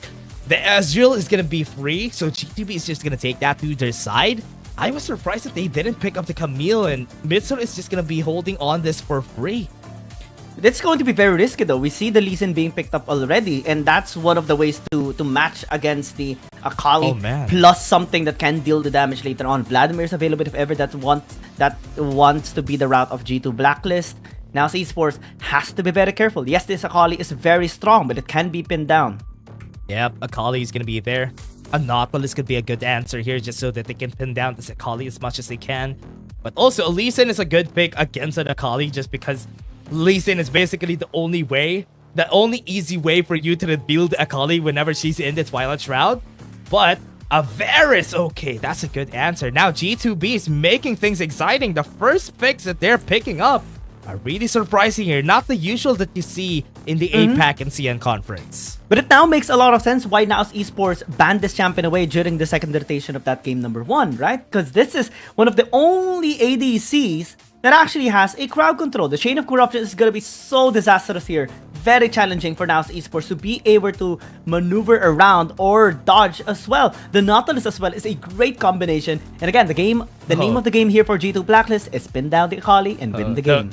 Those 3 picks are geared towards Akali. That's why G2B just wants to take down the Akali as fast as they can. And if they try to get close, that chains of corruption, people always forget. Whenever there's a chains of corruption on a melee heavy composition, it's easy to just spread around everybody whenever there's a big chaos.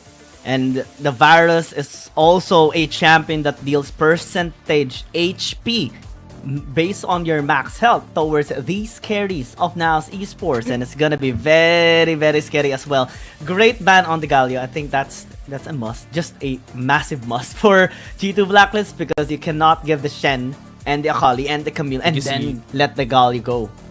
Did you see the Easter egg there? The Zalpi Easter egg? I saw a Zalpi Easter egg in the backside there a while ago. But yeah. Ganking creeping. Yeah. There's an Easter egg in the NAOS HQ. But again, everybody, for NAOS Esports, what they want to do here is find a way to get that DPS on their side. They need a DPS. There's a lot of bursts already on that Akali. There's already good amount of CC from their composition, but they also need to pick up a support here. This is where the angle comes out and where they can pick up a good DPS on their side. Mirmo could definitely go for Saya is open. There's also a lot of ADCs that are open. Azeri is also open, so there's a possibility of that. You know what's gonna be crazy? If NAOS Esports gets the Severe and the Sona again. Because this time, they have a frontline. They have a Shen. But it's still gonna be very dangerous. We saw how great at bullying G2 Blacklist was from the minute 1. At level 1, they were able to secure 2 kills in the laning phase. Ezreal this time around is gonna be the adjustment for Mirmo. He is such a talented Ezreal player. The true shot barrages are gonna be coming through later on. I always like whenever people pick up the Jax. In the CN conference, they always love picking up the Jax just because Jax is such a safe champion. If Camille is a safe champion, Jax is a safer champion to use because you don't really have a lot of ways of losing the lane, and that's why it's a safe champion. Vladimir, on the other hand, this is what they need for the late game on their composition. Even against an Akali, Vladimir has a chance to survive. Yes, Mitsuru has advantage, but how much could they do with the advantage that they have? They might be lacking on damage on the side of NAOS Esports, but they could definitely make sure that mid-game and late-game, that is where they pop off. Especially late-game, right? That's where the Shen shines, the Camille shines, the Akali starts to be able to 100 to 0 a champion. of G2 Blacklist, and Mirmos Ezreal is going to be able to pop off as well with multiple items being picked up already. That was the benefit of G2 Blacklist a while ago with the Corki and the Ezreal, and this time it's going to be attempted by NAOS Esports. They have to be very careful though. Early game is so scary on the side of G2 Blacklist. They have the Lee Sin, they have the Varus, they have the Nautilus. The only champion that doesn't have crowd control is Aaron's Vladimir, but still, he can pop off with the Tides of Blood and massive damage. Oh yeah, and now for the side of G2B, this composition could definitely find a way to just lock down everybody that could be going so aggressive. So this Lee Sin from KD would be the key for them to win this, because now Esports doesn't have a lot of advantage in the early game. We're going to game 3, everybody, and we're back to square one. The start of the game after incredible game 1s and 2s already of both of these teams, man. It's already a blast, and it's just the start of this series. Technically still just the start of this series, because you have to secure 4 wins to win in this series against each other to be able to qualify for the finals alongside with KT Roster Y. Mitsura, of course, is gonna be in a very tough spot in the laning phase just because of the threat of the Lee Sin constantly ganking, constantly lurking in the laning phase. But in the bottom lane, NAOS Esports seems to be in a good position this time. Yeah, what's really hard about the composition that G2B drafted is, yes, we talked about how Jax is just a good neutral pick for everybody, but from what we're seeing from their composition, what they can do is just make sure that this early game is going to be going in their favor, because remember, they have a Varus and they have a Lee Sin on their side, so KD really needs to do tons of work this game. Yeah, tons of work just to be able to set the momentum up. NAOS Esports has to be very patient. This is the patience game. Shen only is going to be able to help out at level 5. Ooh. Yeah, started the fight though. Body slam onto the bot side, and Draw is just going to be giving that advantage. This is what I like about the Varus against the Ezreal, because the Varus has tons of range and it's so hard to get close. Yeah, it Ezreal things, right? Varus as well is just so good at kiting around. That's why the Varus has been very popular last season as well. Invade? Oh, they're going to go for Fate. G2B at the ready. Wasn't able to get the dredge line in. Good attempt for their squad. But good reading as well on the side of NAOS Esports, particularly Fate, just pulling the blue buff towards his side and not being hit by the dredge line as well, not allowing the blue buff to be secured as well by KD because the dredge line didn't connect on it as well, and that fully denied the invade of G2 Blacklist. Yeah, and now for this game, what they want to do here as much as they could, just find a way to get this early ganks, especially the level 5 ganks, once they got the Dragon's Rage and even the Stank United. That is when the fights are going to be starting, so we're really excited to see where that is going to go. Ooh, great clearing coming in from Mitsura. Aaron trying to really chip down the HP there of Mitsura, but so far the Shroud is definitely helping. The 5-point strike is starting to hurt a little bit more, allowing this Akali to be able to clear the wave much faster and be in a good position, just in safe range within the tower, and just waiting for the wave to connect again. Yep. Now for this start of the fight, G2B would just want to find a chance. That's why they're pulling back all their minions. They're letting it crash to the towers, and once it crashes, that is going to be bouncing back to their lane. That's opportunities for KD to go for the gank.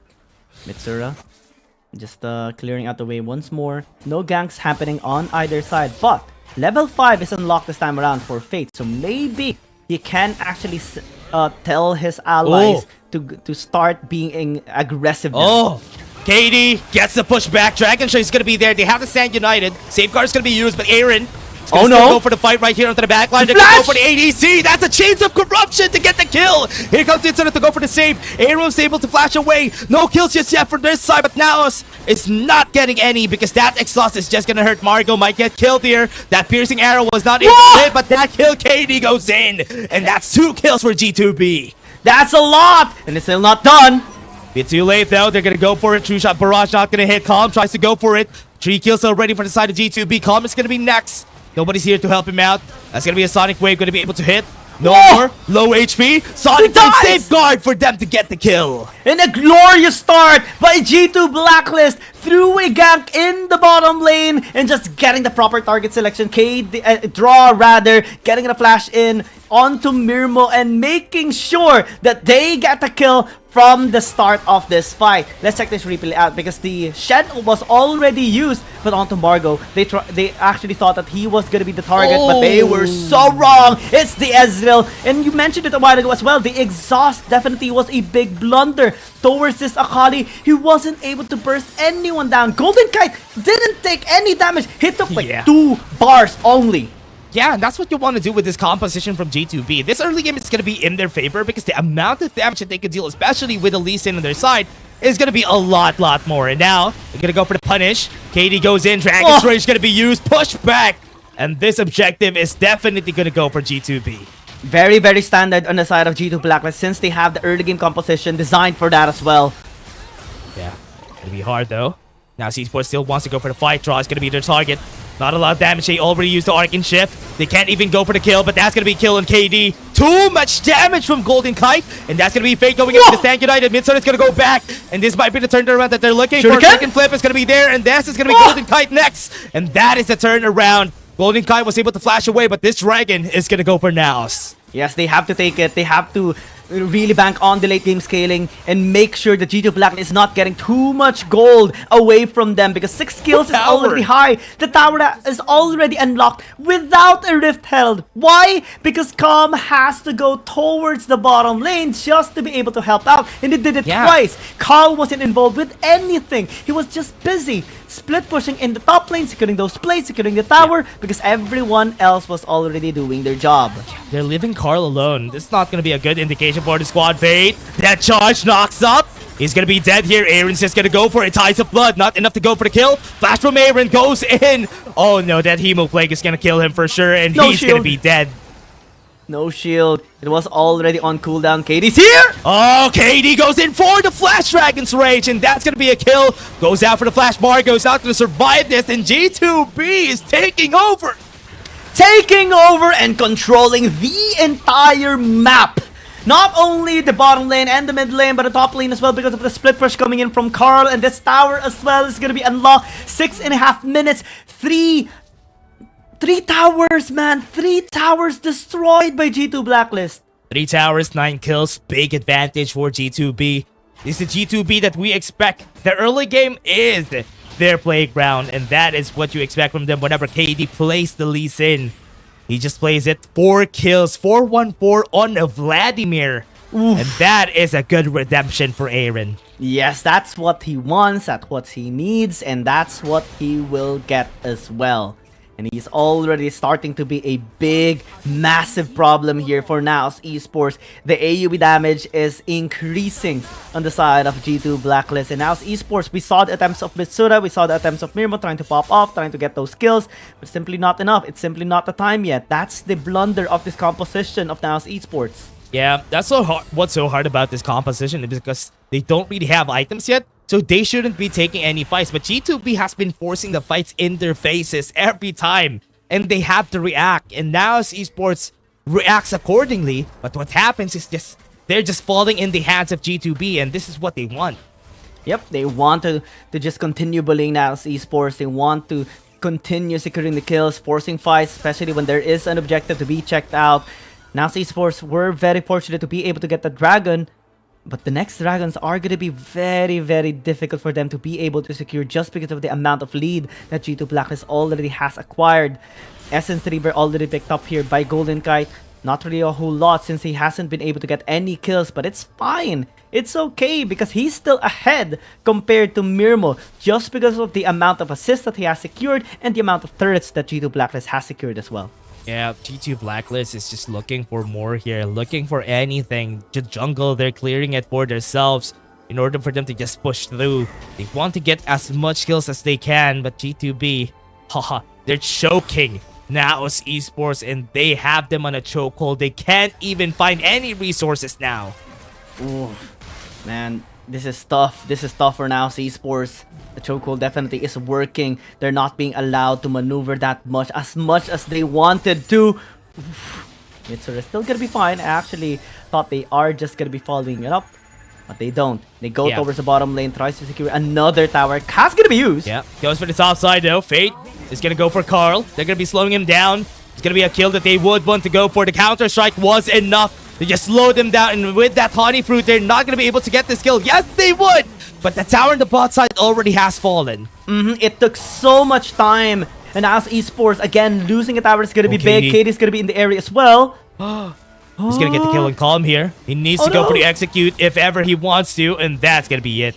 Okay. At least an execute was there for NAOS Esports. Good for them. But G2 Blacklist definitely hunting them every single time.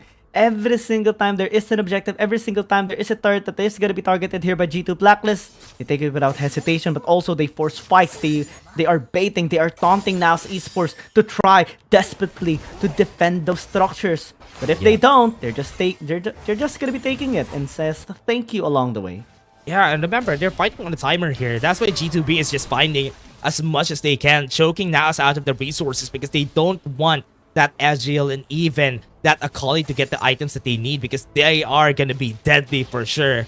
Right here, they want to just stop that from happening, and that's why they're taking over the early game as much as they can. Yeah, taking the second dragon as well, denying the soul point of NAOS Esports or any way to secure the dragon soul.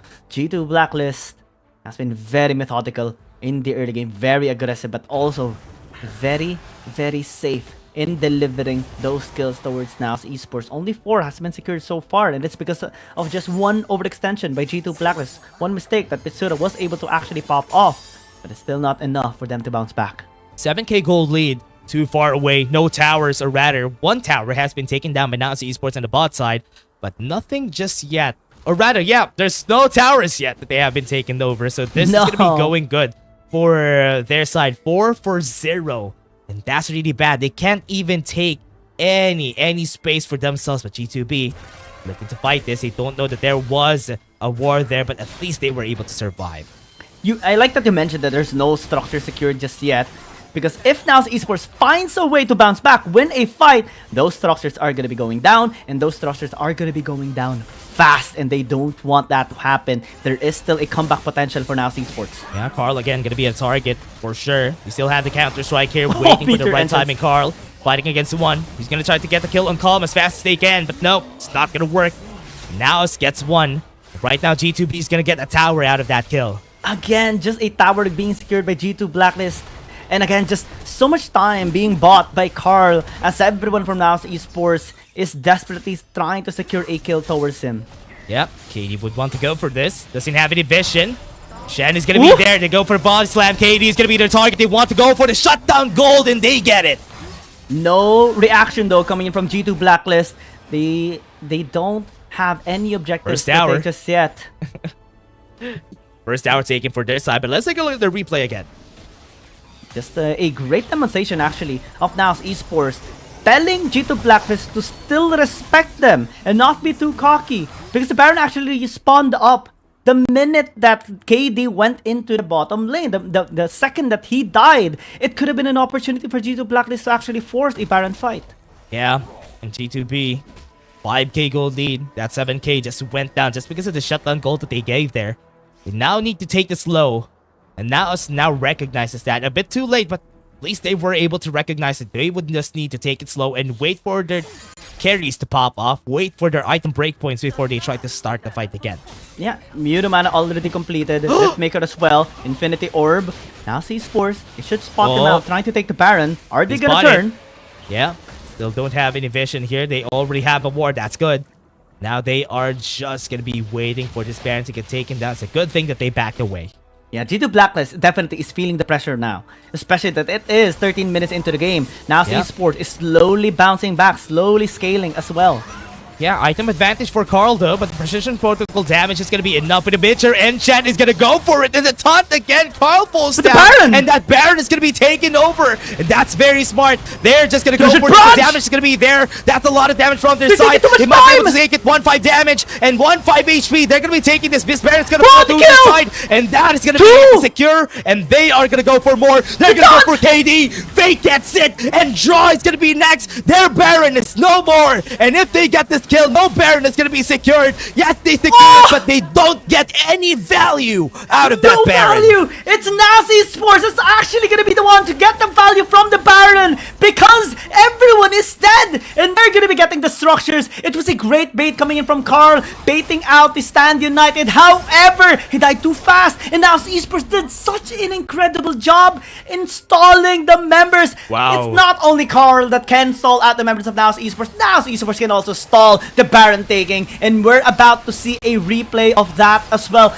Take a look at Margot and Mirmo and how they were able to outplay the members of G2 Blacklist because Mitsura got bursted out. It's up to them. The last two remaining members here on the side of NAOS Esports, the body slam. Yes, the ban has been secured, but a stasis with literally 1 HP. Margot survived and Mirmo popped off. Yeah, time's ticking though. Even though they got the Baron, they weren't able to find any value out of that just because they're not able to get the kill. Now, NAOS wants to cancel that from happening. They're still going for the fight though. NAOS Esports still backing away. This Baron is now going to find its value because they're going to push the mid lane. And that's what it's going to work for.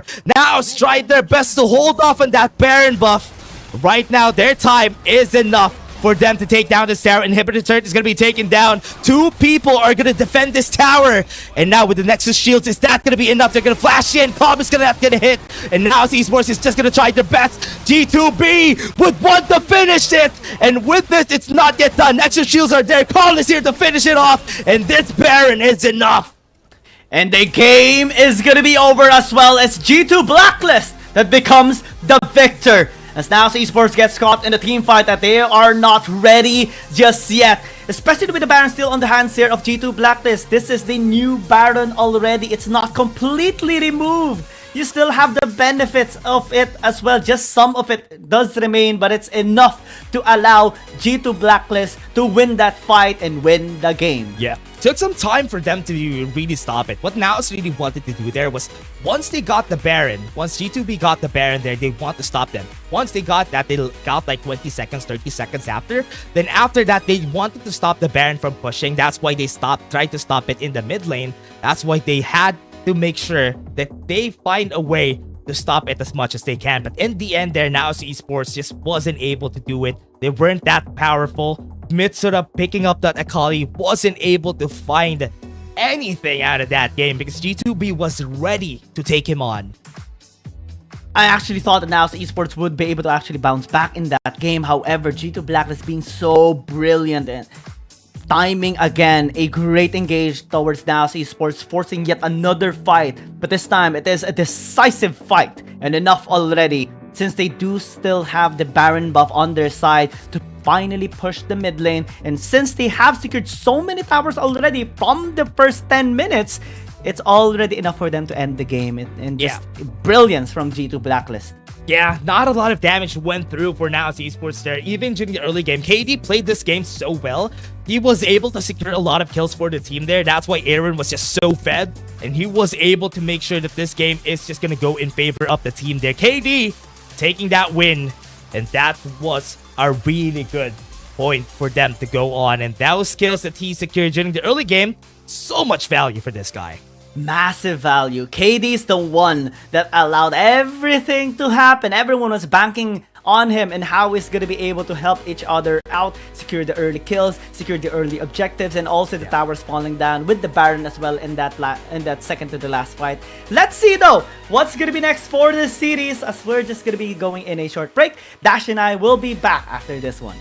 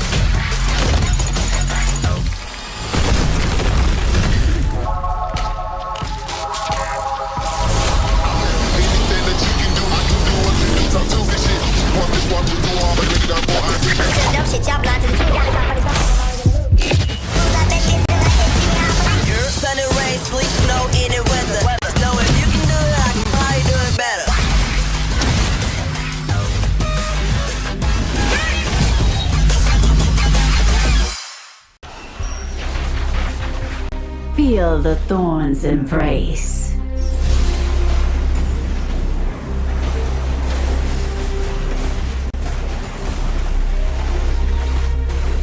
Death is in bloom.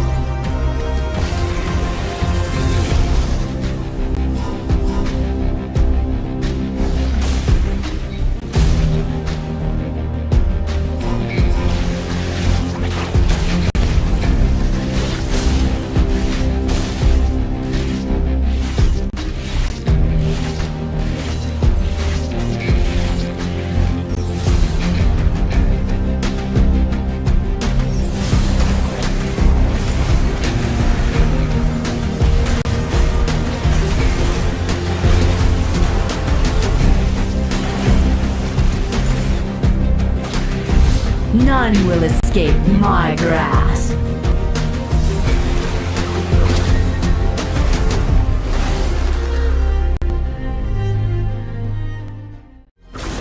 See, it's just a scarecrow.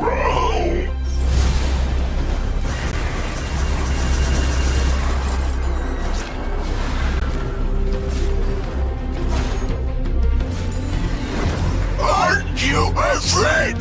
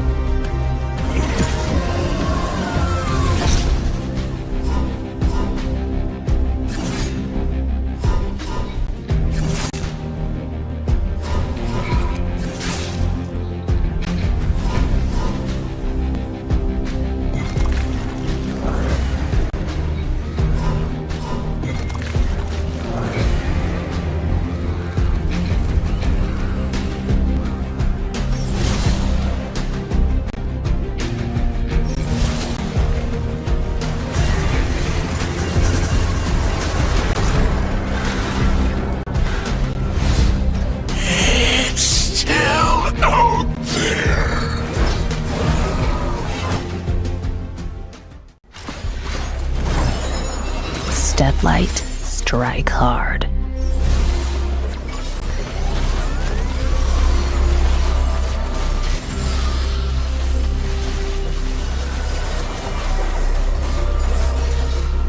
Crack 'em like a tomb.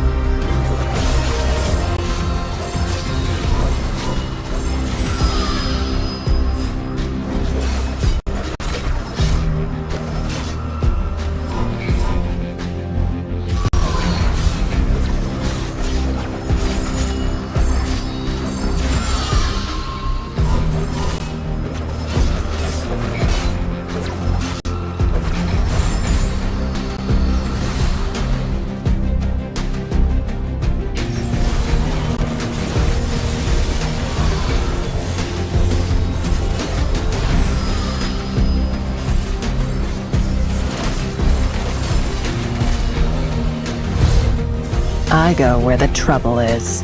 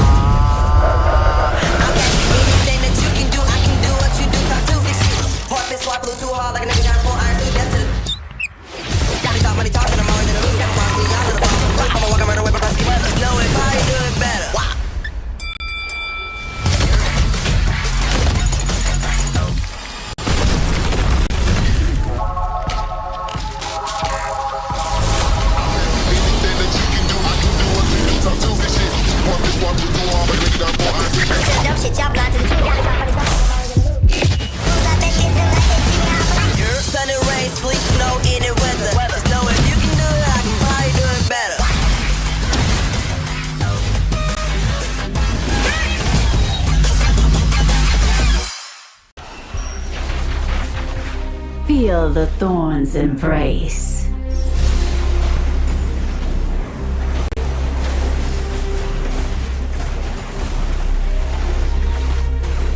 Death is in bloom.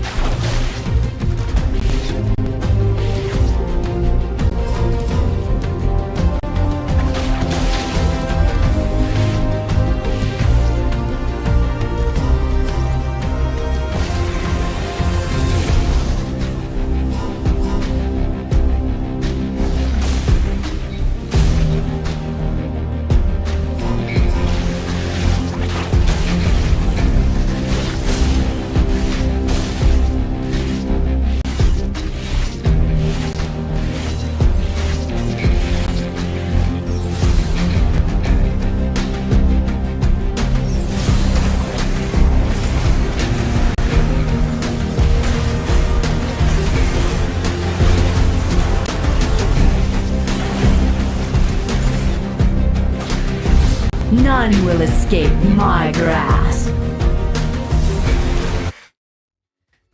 It's time for game number 4. G2 Blacklist has made miraculous and dominating games so far in the past 2 games against NAOS Esports. But it is going to be tough later on. Still, 2 more games is left before G2 Blacklist wins.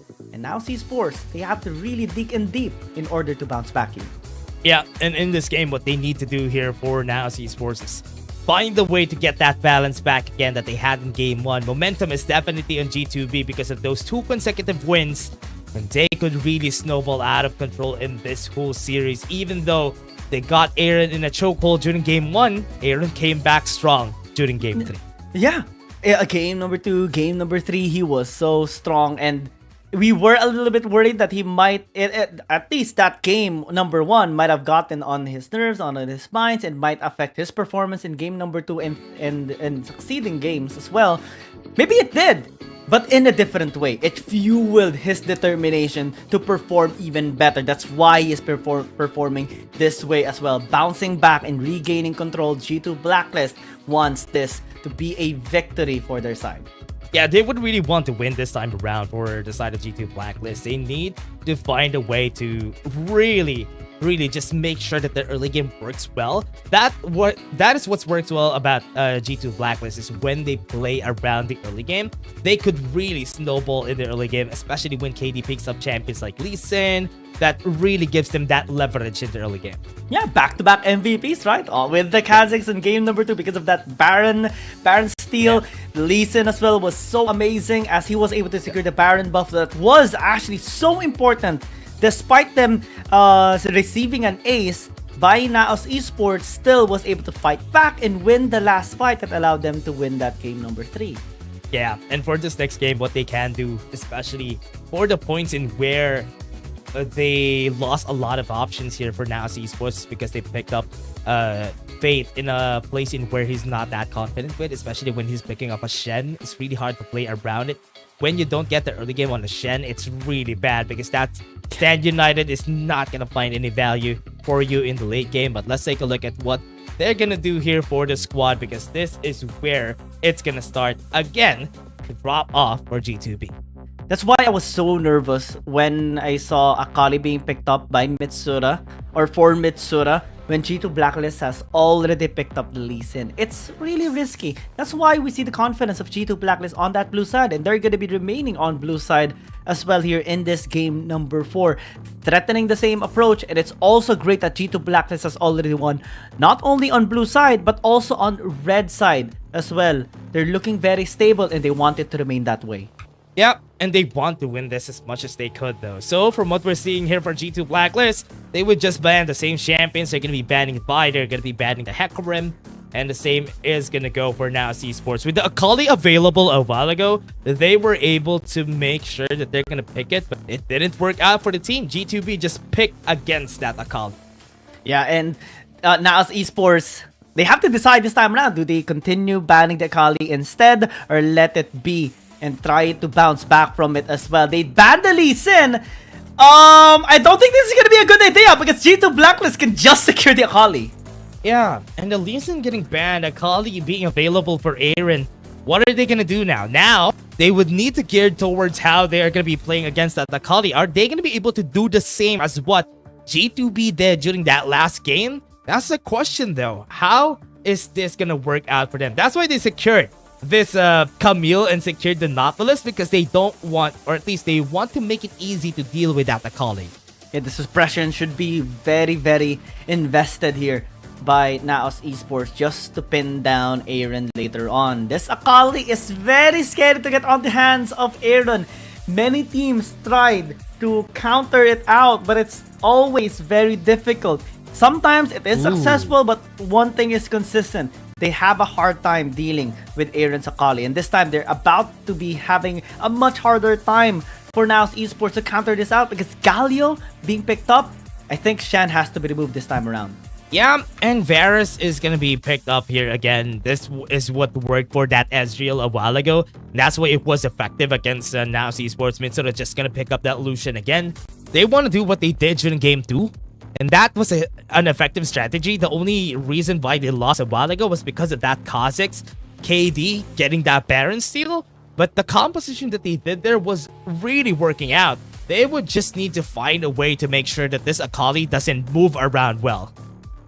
What's going to be the approach here of NAOS Esports? Well, this is a great indication that they're just going to be continuing to respect KD's performance, especially on his signature champions like the Lee Sin. Kha'Zix going to be removed. Fizz is going to be respected here by G2 Blacklist, just in case Mitsura is going to be using this into the mid lane to counter the Akali and have the Lucian in the Dragon lane instead. And Shen, just like what we mentioned earlier, is going to be banned away. Yeah, Fizz is going to be banned. They don't want to deal with Mitsura's Fizz in fighting against an Akali because he really knows how to play that matchup. So the only option that they have here is to have that Lucian in the mid lane, or if not, a Kassadin in the mid lane is also going to be okay, and let Mirmo pick up that Lucian against that Varus. What's going to be the last ban here? It is going to be the Ashe of Mirmo. Great respect coming in from G2 Blacklist, just in case that NAOS Esports is going to be playing the rotations later on, looking to work around the map using the enchanted crystal arrow. Plus they have the Camille and the Nautilus. It's just it makes a lot of sense to take this Ashe down. But yeah. Xayah on Mirmo. Ever since a while ago, the Xayah was open, and now they're going to be picking up the Xayah even though that Ezreal was open. It's because they are now afraid. They're now respecting the fact that Varus from Golden Kite was really good during that last game, and now Jace is going to be picked here by KD. He's just going to be using it again in the jungle. Oh, this is going to be tough for NAOS Esports. Even more. Double pokes are always effective. The arrows coming in from the Varus, the shock blasts coming in from the Jace as well. Now Esports has to be very, very careful in the laning phase, especially in preparation for team fights as well. The Riven gonna be locked in. It's just massive for G2 Blacklist to have another champion that can execute the members of NAOS Esports with a wind slash, with a perfect execution. This composition is looking deadly. What they want to do here is simple. G2B wants to really take over this game just by using pokes. Then the execution damage from that Akali and that Riven is going to be what finishes the members of NAOS Esports. A very, very neat setup, especially if you can execute it in long range. It's going to be good for G2B. So that is an easy setup to do for the squad here. That is a nice composition. But on the other hand, NAOS Esports went in for a very simple composition here. Just make sure that the double ADCs are safe. But how are they going to do that if the fight is so far away? NAOS might have a disadvantage here if they can't get the fight close to where G2B is. Massive responsibility later on for Fate and Margot to land the Dredge line depth charge and the cask as well. They have to connect those crowd controls, or else the rest of NAOS Esports, or at least the back line, will be threatened a lot by G2 Blacklist in two ways. The engage coming in from the Riven and the Akali, and of course the pokes coming in from the Jace and the Varus. Yeah, and for now, NAOS Esports, how are they gonna turn this series around? Will we go back to square one again and back to a classic best of 3 if ever this goes to a 2-2? Or will G2B just go the lengths and get this to a 3-1? I like to mention that if this is going to be a win by NAOS Esports, technically it is going to be just like the regular season, the group stages. We're back to a best of 3. But in a much more extended fashion, because both of these teams surely are getting tired by or at least the longer the series goes by. Yep, the endurance of the players are always going to be needed here for this point. Margot. Gas is not available this time. They don't have to be very aggressive here on the side of NAOS Esports, but another exhaust gonna be coming through. Interesting, just to win a little bit of the trade there for Mirmo. Yeah, and this Varus from G2B, one of the greatest things about the Varus, especially whenever it's holded by the members of G2B, is that they're so good making use of that early game advantage. The range advantage of Varus is just massive. Ooh, the pokes coming in from Mitsura, but actually Aaron is able to land better damage onto this Lucian more than Mitsura is able to deal towards Aaron. So laning phase actually is just much better here for Aaron so far. Yeah, and for what they want to do here for G2B is to just find a way to get that execution in the early game. They have a lot of leverage in the early game, which is why this composition is just easy to pull off. Just to wait for that timing, and they would be able to just snowball the fight. Same goes for G2 Blacklist. They're just going to be waiting for level 5, and then they're just going to be continue striking the members here of NAOS Esports. First item power spikes as well are just going to be so difficult for NAOS Esports to endure, just because this is a Varus and this is a Jace. Yeah. Right now, NAOS might be a bit hard here for the squad. They might be lacking a bit in the damage department just because they do have a Lucian, they have a Xayah. Yes, that's good. But they could really itemize really easily here on the other side. The only good thing about NAOS Esports composition with this Nautilus jungle is that normally we do see the Nautilus jungle building AP items that translate into more burst damage, and that can be utilized later on towards Aaron to pin him down, take him out, and then have the numbers advantage unlocked for NAOS Esports. What they can maximize here is the power that they have, the CC that they have on the squad. Because with the Nautilus and the Gragas and their composition, it's just gonna make it easy for just ADCs to just go for the fights. And that's what I like about this composition. So, need to use that. Oh, Golden Kite. Just a bit of damage taken there on his side, especially because of the Blade Caller, but still fine. Margo, though, is in a bit of trouble. Not level 5 just yet. Katie's loving the interaction. Depth charge is going to be coming through from Fate. They want to lock him down. They want to pin him down. They want to take the kill, and that's going to be it. Golden now Kite, Esports securing the first blood. The Dredge Line going to be connecting as well. That's 2 kills by NAOS Esports to start up this game. 2 kills for NAOS Esports, 2 aggressive from KD to go for Margo. And that's the reason why they lost that, because he wasn't able to go for the execute. Fate was able to cast that death charge, and that just made it sure that they're gonna get that kill. Oh man, that was so unfortunate for KD. Yeah, and look at this replay again. That charge, he was able to cast it at the nick of time. And Golden Kite even flashed in just for them to secure this last kill. Bit of a mistake from G2B, but not a mistake that could really just push this to the boundaries for NAOS. Yeah, it was not the best timing coming in from KD yet again. And we see a bit of a curse on Jay's players, right? When they go for Into the Skies, when they go into Hammer form and engage, oftentimes we see them being punished with that same movement. That's what NAOS Esports did as well. No escape tools are present on the Jays. This time, Mirmo actually having more confidence in the laning phase just because of what happened earlier. Yeah, this early in the game, you don't really expect them to just get those kills, except if ever G2B would just find those kills. Fate gonna go in. Depth charge. Retron though did not connect, but it's not anymore needed because the damage is just so high. Yeah, a lot of damage for their side though, but they can go draw. It's gonna go in. What? What? Shield of Thrawn gonna be used. Body slam gonna be used though by Margo. Shuriken toss. No way. Is connecting. Margo might actually be in the bad spot this time, but the suppression is real. Perfect execution is gonna be used to exit out, and Margo's gonna be pinned down by Aaron. A trade though coming in from the Lucian, and that's gonna be better for NAOS Esports. Really surprised that they took that fight right there. They didn't have any chances to win that, but again, bot lane didn't even need to see that. They were looking for those kills. And again, NAOS Esports just looking to go the lengths in this series. And that's why they want to take over the early game from G2B.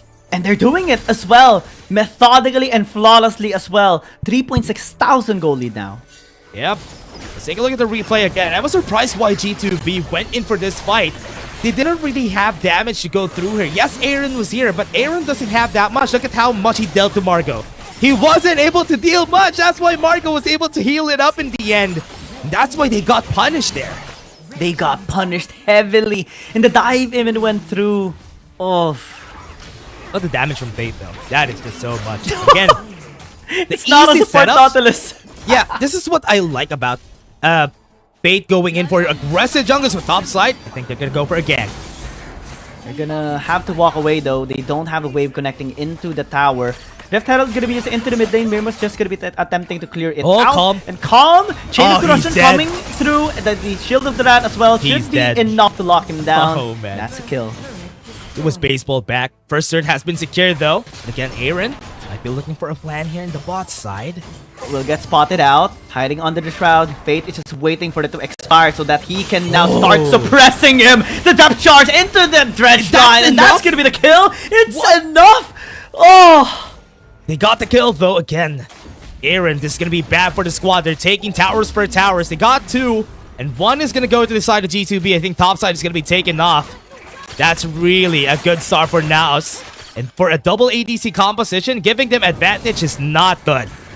This advantage is being exploited now by NAOS Esports.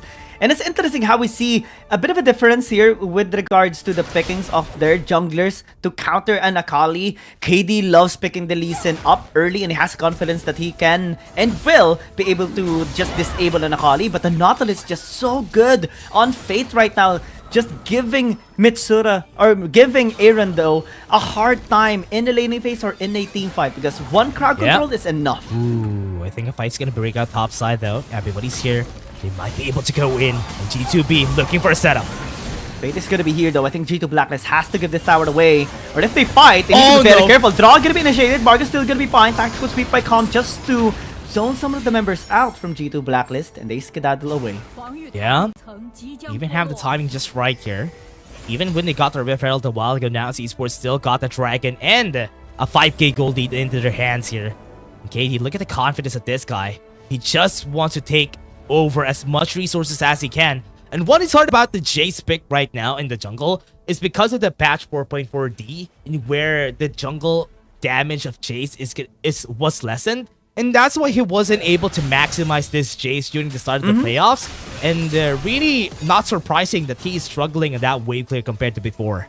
Yeah, absolutely. We see Fate actually being on par in terms of clearing camps. Being on par in terms of gold when no kills was happening just yet. But the depth charge is going to be coming through here. Aaron's going to be in a bad spot. Again, 1 HP away. And that's just one auto attack by Mirmo. Oh no, doing the game 1 strat. Just finding a way to kill Aaron as much as they can.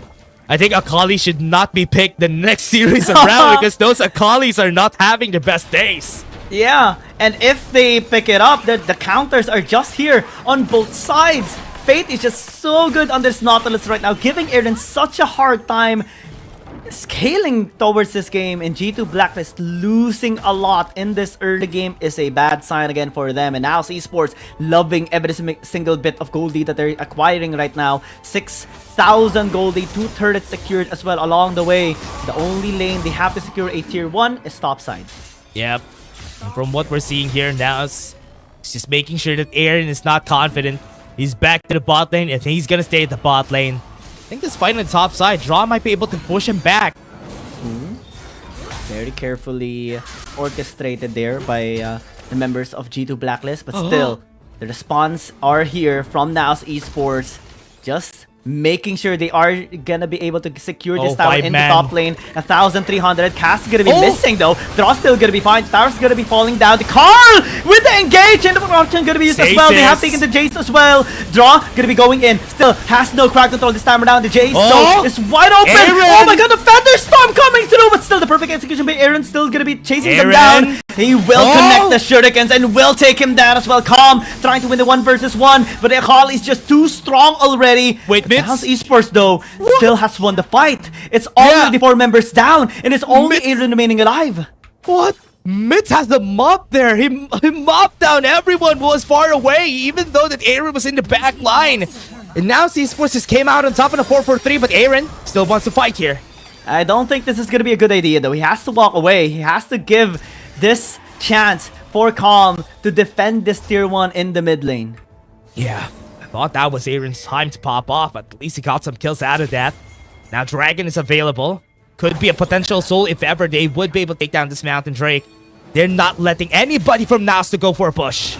Draw has to be very careful. The Justice Punch is going to be blocked and is going to be taken down. Now Esports having the numbers advantage this time around. Carl has to walk away, but Hexic Ultimatum will deny him from walking away. Turns onto Mitsura trying to take him down, and the Sage is going to be buying enough time for him to get this outplay, and he does secure 2 kills for NAOS Esports. Dragon's still available. They can still go for it. Nobody would be able to take it on the side of G2B, even if KD's alive.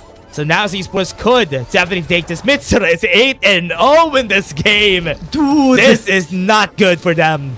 He is busted right now. Mitsura 8 kills, Mirmo 4 kills, and we see G2 Blacklist struggling to even kill Calm, the guy that hasn't secured any kills just yet. But with the way he is delivering all of those fights and just maneuvering around the fight as well, this is just looking to be a great sign for NAOS Esports winning in this mid-game right now. Soul Point is going to be a massive pressure here towards G2 Blacklist. Yeah, waiting for that 1 minute before that comes in, or rather 4 minutes before that comes in.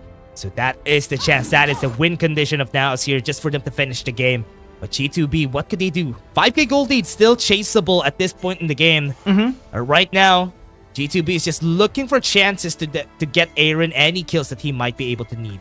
But he needs to be very careful. He has good inkling here towards Mitsura, stalking him out. Shuriken gonna be coming through. Hexic will be Calm is here. dead. On the Calm is gonna be dead! Already Meteor Engine is gonna be coming through as well. The zone! But here's Entrance! Aaron's gonna be accessing the back line. Meteor is still gonna be fine. Still kiting away. Jace Go getting the double kill. Featherstorm gonna be used to zone the members of G2 Blacklist out. The hero's entrance is denied already. And the Zai is all alone. KD will just time the shock blast in and take him down as well. And G2 Blacklist finally securing a massive win in the team fight. Oh, I think it's not done yet. It's not done! They take him out!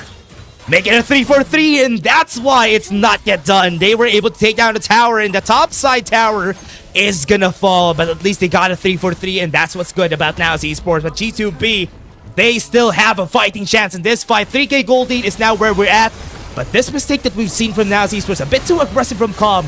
He was not able to move in this fight, and all the damage just piled up on them, and all the AoEs just worked their way towards NAOS. Baron is being taken.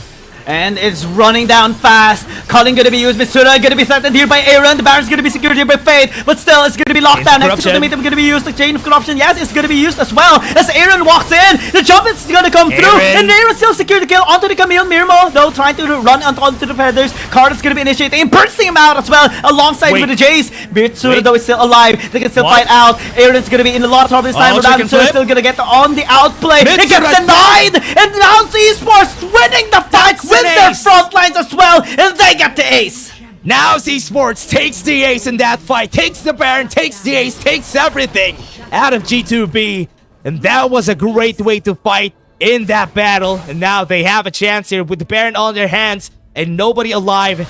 They could just take some resources on the jungle of G2B, and that fight really worked in their favor. That's just because they knew how to play around that Baron. Dude, Lucians.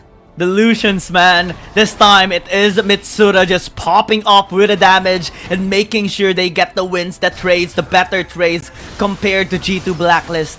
He is 14k right now. The gold secured by this Lucian is massive compared to the carries here of G2 Blacklist. Yeah, this is what we love about PH versus PH teams. The amount of fights that we're seeing.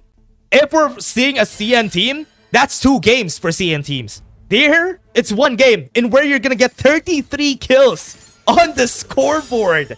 And that's why there's a lot of action that we're seeing around the map. So much action, and this is what we love for G2 Blacklist and NAOS Esports. They love to fight, they love to force these fights, and they never back down. Not without landing the last punch. And this time, it is NAOS Esports that landed the last punch, and a massive one as well, allowing them to have this kind of goal lead. Yeah, remember, this is a time in where KD really is stronger, because we know that KD is so good at stealing those bigger objectives that we have. Yeah. So the game's still not done. As long as KD is alive on that Dragon or Baron fight, he could still go for the steal whenever he wants to. And that's why it's still scary for NAOS, even if they got advantage. Just shield, just denied the cancel there off the recall. Yeah. Okay, to be Yeah, that is true. It's a good thing they nerfed that item. But again, for this game, G2B needs to deny the soul from the hands of NAOS Esports. They need to find a way to get every vision that they can. They need to walk towards fate, and they are gonna go through it. I think NAOS has a really great spot here. And that's the biggest problem here of G2 Blacklist. You have to walk towards fate, but how are you going to be able to do that? He deals so much damage. They're also being zoned away here. Now? No vision. Are they gonna give this soul? I don't think so. They have to fight it out. Draw's gonna be initiating. Justice Punch gonna be used alongside Receive the Run. Card as well. Popping Here the ult in comes as well. KD! No crown already. Going in with the perfect execution. Gonna be hiding under the shroud as well. And they get the soul for NAOS Esports. This is gonna be very dangerous here for G2 Blacklist. And they take the crown down. NAOS Esports now gonna be fighting the members of G2 Blacklist. Shot Blast gonna be coming through. The Taste is gonna be used here to buy some time. The Ignite is gonna be taken still. It's gonna be alive. It's still gonna be taken here. But NAOS Esports, as they're running them down. Carl dashing through. Mitsura is gonna be chasing him down. It's burning to death. The Red Box is gonna be making it happen. As Golden Kite's the last remaining member alive here on the side of G2 Blacklist, but Carl is going to be in trouble. Golden Kite is done as Mitsura goes in. Margot tanked it up. The quadra kill secured by NAOS Esports, and this should be the game. Yeah, that is NAOS Esports for you. Whenever they take the fight, they were so not in the same page in G2B side. They were so far away and weren't able to catch a target, and that's why NAOS was able to win that, taking us to a 2-2, and we are back to where we should be, which is the same as the group stage of Ski Young. We're back to a best of 3 here. We're back to a best of 3 dash. Oh man, you called it. You called it. And it did happen. This time NAOS Esports strike back. They strike back harder as well and landed onto the faces here of G2 Blacklist. It's not gonna go down that swiftly just yet. Everyone's giving their all. Everyone's just really giving their all here in this series right now because everything is on the line. The final spot is on the line. Yeah, I think we have a full 7-game series here for our series. It's a 2-2. Everyone's just getting every wins that they can. Now Esports coming back from that. It's a big spot to be in. We're back in the game. 2-2. It's almost the same deja vu of what is going to happen on the group stages against G2B. So let's see if that's going to go the lengths. But Mitsura, look at him. 3 faces of Mitsura is in the best stats right there in the lower right side of the screen. Oh man, this Lucian is insane. But everything was made possible, especially because of fate. We have to give credit towards this guy as well. The Akali of Aaron wasn't allowed to be able to pop off just because of the amount of crowd controls that they have. Plus the burst damage of the Nautilus. Dredgeline is hurting him so much. Depth charge lands so much damage onto him. And all that Mitsura has to do is just get the executing damage. Yeah, and Akali in this game is probably not going to see the light again. Just because of how people have been playing this. I mean, Aaron in the hands of Mitsura, it wasn't effective because people know how to counter it. Akali is easily counterable for this teams. And 15-1-5 on that record. Oh man, this is the highest kills we see on a single a single player. I think this is it. This is the highest 20 KDA on a single game. Oh man, that is just so much here for the squad again. That was just game 4, everybody. It was such a great time being here. We're back to square one. We're gonna be taking a short break before we head into the next game. See you guys in just a bit. Feel the thorns embrace.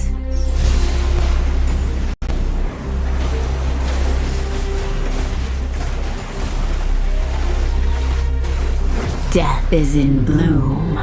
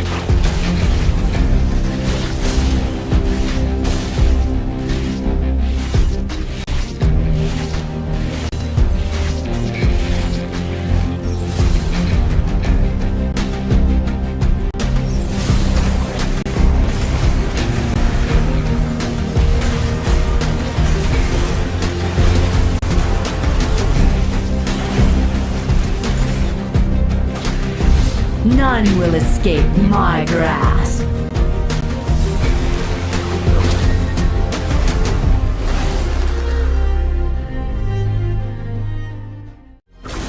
See, it's just a scarecrow.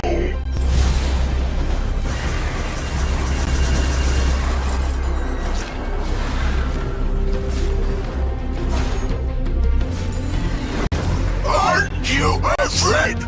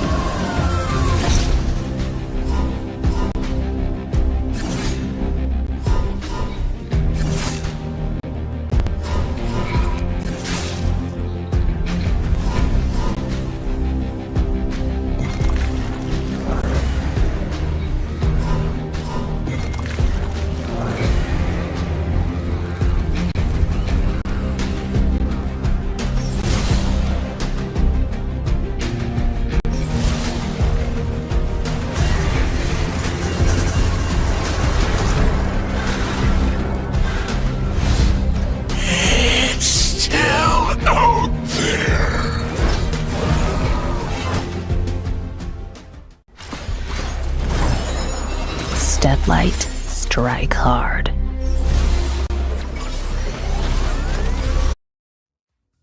Back in the series we go to game 5. And this is where G2B and NAOS goes back to the lengths, goes back to square one, goes back to the start of this season on a best of 3. It's the start of the series again.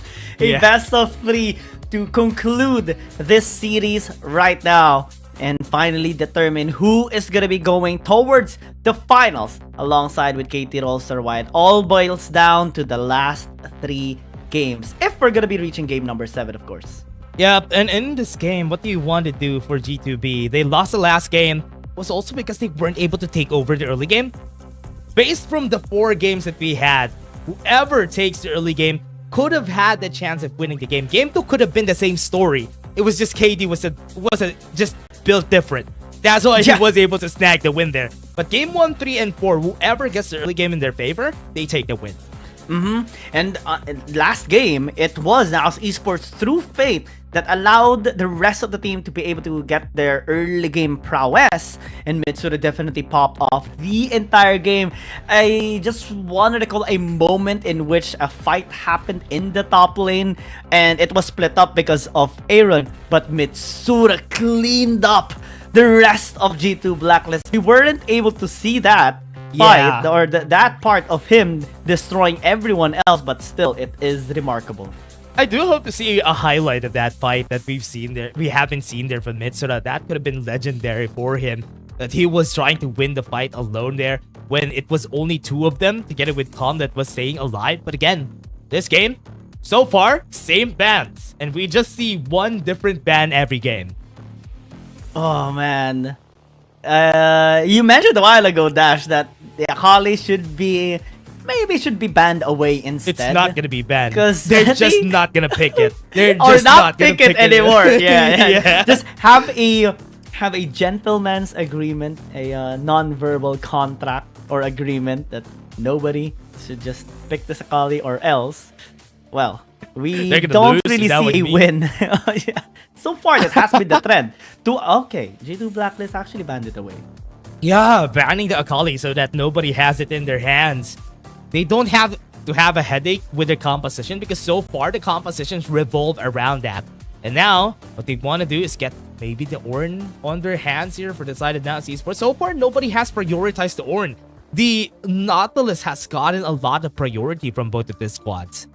Now, this is going to be very tricky for G2 Blacklist because this Nautilus can still go in the jungle for Fate. Yep. So, G2 Blacklist cannot be too, relaxed just yet that this will go to the support line. But, for the first time ever though, Camille to Carl. Taking Calm's Camille is a good first step.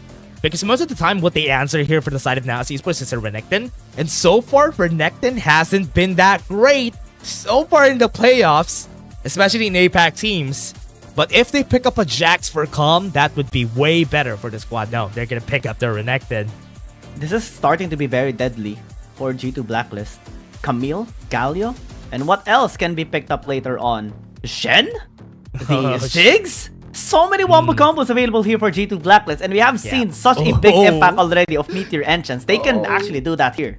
Mitsura again picking up the Lucian. Because of those wins that we've seen a while ago, they're just going to be picking up that up again and again here for the squad. And now G2B, what is going to be their answer from that? They're going to be picking up the classic combo. Shen, Camille, and Galio. Easy to pull off, and KD on a supportive role. NAOS Esports now has to ban away something like a Ziggs here, just because of so many global threats already coming in from G2 Blacklist.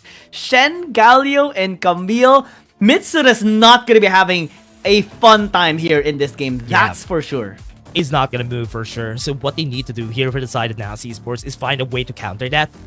If ever Fate is going to pick this up, it is going to be a good spot. Pick the Gragas up for themselves here on the side of NAOS Esports. Yes, that would really help because they need to defend Mitsura as much as they can. They have to find ways to be able to defend Mitsura.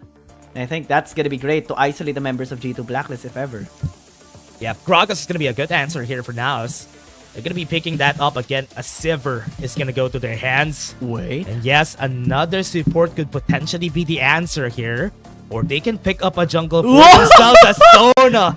Yes, that is gonna be a good answer just for them to not pile up on that one target. Yeah, just go at it once again. Twice in the series already. They attempted it in game number 2. Unfortunately, G2 Blacklist was able to recover and bounce back through the steal of KD with the Kazakhs onto the Baron. But this time, there's no Kazakhs. And NAOS Esports is wanting to win in this game. Yeah, let's see how G2B would be able to play this. Playing around KD was one of the things that they've been doing during the past few games. But if they're not going to be playing for him, or at least for the carry that is KD, they could definitely find another carry in this game. And that is going to be on the hands of Golden Kite. A lot of pressure is going to be on Aaron and Golden Kite because the damage are going to come through from both of these guys. I'm sorry, I just had to say this because I saw it in the comment section. We have a John Sona over here. Dude, the creativity of our viewers is very insane. witty. Yeah, I love very that. witty. I love that. I love the community. Oh man. There's an edit of that photo as well. There's an edit of that with his face in the characters. In the Sona splash art? Is that how it's edited? Okay. In the crazy, it's crazy. Man. Let's see if this is gonna be effective, right? Because NAOS Esports definitely is really confident with the Sona composition. I love it as well. But G2 Blacklist composition is also very scary. Yeah, NAOS playing around with Sona again, especially with the Sivir and the Sona. They have ways to counter combos with that Sona. So NAOS versus G2B doesn't break, or at least if it's not broke, don't fix it. You don't need to fix anything here for the side of NAOS. That's why they're picking the champions that worked from the last few games. But they're also fixing some of those that may have been a bit challenging for NAOS Esports. Now we see a change with the Renekton in the top lane and the Nautilus in the jungle. That kind of provides more proper front lines and engage tools for them, which is much better than just having something like a Fiora. Yeah.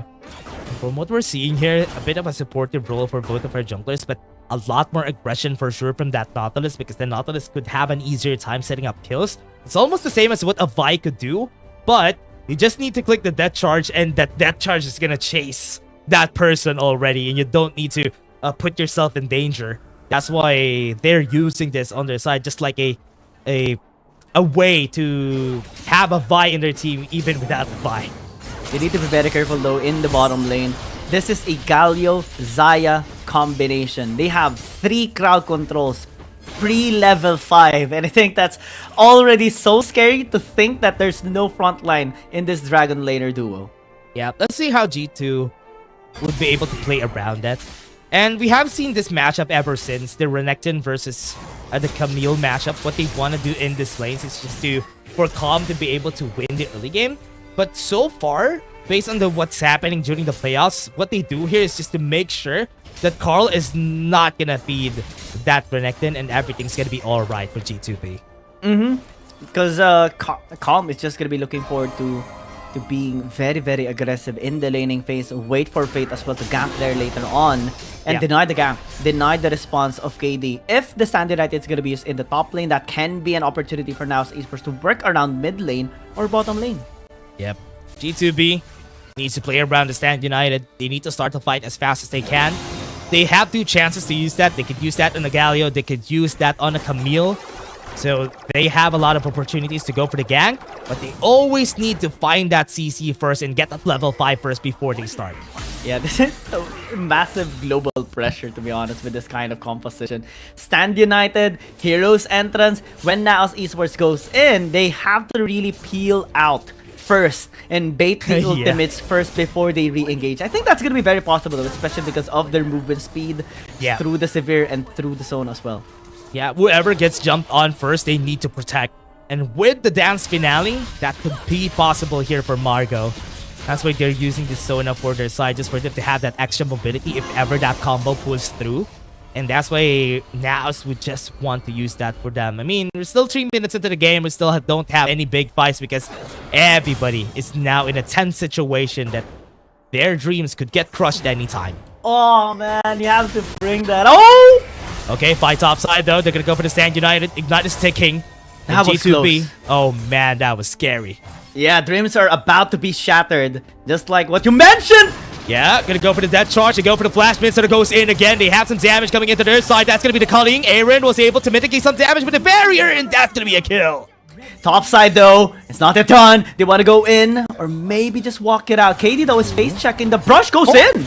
Wait, goes in for the taunt though. At the interceptions. Oh, they're not gonna make That's it why. work. Yeah, they want to bait the engage of NAOS Esports. They want them to retaliate, but NAOS Esports knew better and they walk away. They saw him. They saw him a bit too close, and that's why that ultimate is gonna be on cooldown for a long time. They need to bait that for the next coming fight because that combo is gonna be deadly as we move towards the later stages of the game. Well, it's much easier to see a Galio because it is a large statue walking. It's much difficult to see a Sona because you can't see him. Johnson. Oh, that was a great joke though. That was a great. I tried. I'm sorry. I'm gonna get canceled. That was a nice try. That was a nice try. That was a nice try. I saw birds chipping. Crickets just cricketing. Oh man. I really want to acknowledge that. I just said it was so funny, but I was not laughing. I'm so sorry, Gyung. I just threw you out under the bus there. Under the bus, and someone rolled onto me as well. Got run over by 10 trucks as well. Oh man. It kind of was my fault. I tried that. That was a good try. That was a good. Yeah.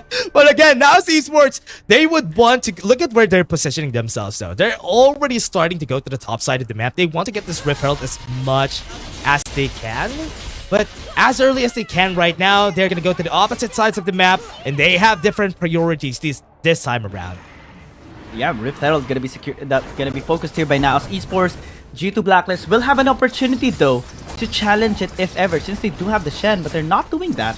They're just focusing on securing plates here for Golden Kite, which will help them out secure more gold towards him as well, just injecting those gold. This mid tower though is about to fall down because the group up is here from NAOS Esports. Yeah, take down the tower as fast as they could. That's going to be advantage for the squad. They're going to go to top side. Midson is going to get killed. And that was a good start for the squad there, just using the classic combo with the Stand United. Now they're going to go for revenge. That charge is going to be used. Have some damage from their side. Mirma's going to go in. That's Finale, dealing some damage and some slows to their side. And they're going to be taking a lot more. Fate might die. They need to flash away. Carlos just survived there.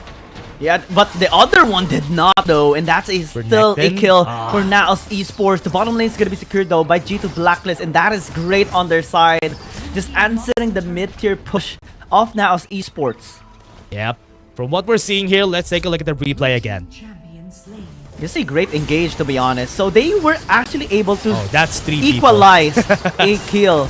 Equalize the kills of NAOS Esports and also take a tower. So now we see a better trade coming in from G2 Blacklist in the first 6 minutes of this game. Yes, honestly, a really great trade for G2B. Even if they didn't get the mid lane turret has a lot more value because that opens up a lot more space. But taking a trade somewhere else is also not really that bad. Now the gold lead is just 1k, and that's not bad even if you took down the dragon to your side.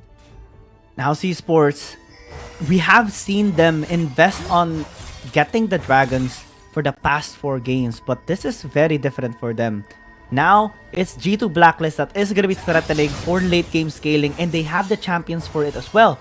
The Xayah, the Corki, the Shen as well. So much protection for their back line, and to think that if they are going to be able to secure the soul, this is going to be very devastating for NAOS Esports. Yeah, it's easy to itemize against the composition that they have in NAOS Esports. As we said, they only have AD damage in their composition, but yes, there's Tid. KD is not going to go for the taunt.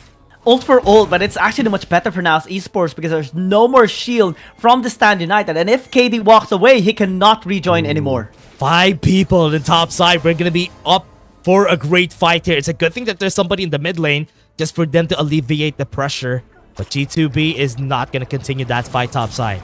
Yeah, they're just going to be walking away, disengaging for the meantime. 8 minutes in, only 4 kills. Very different from the past 4 games that we have seen on both of these teams.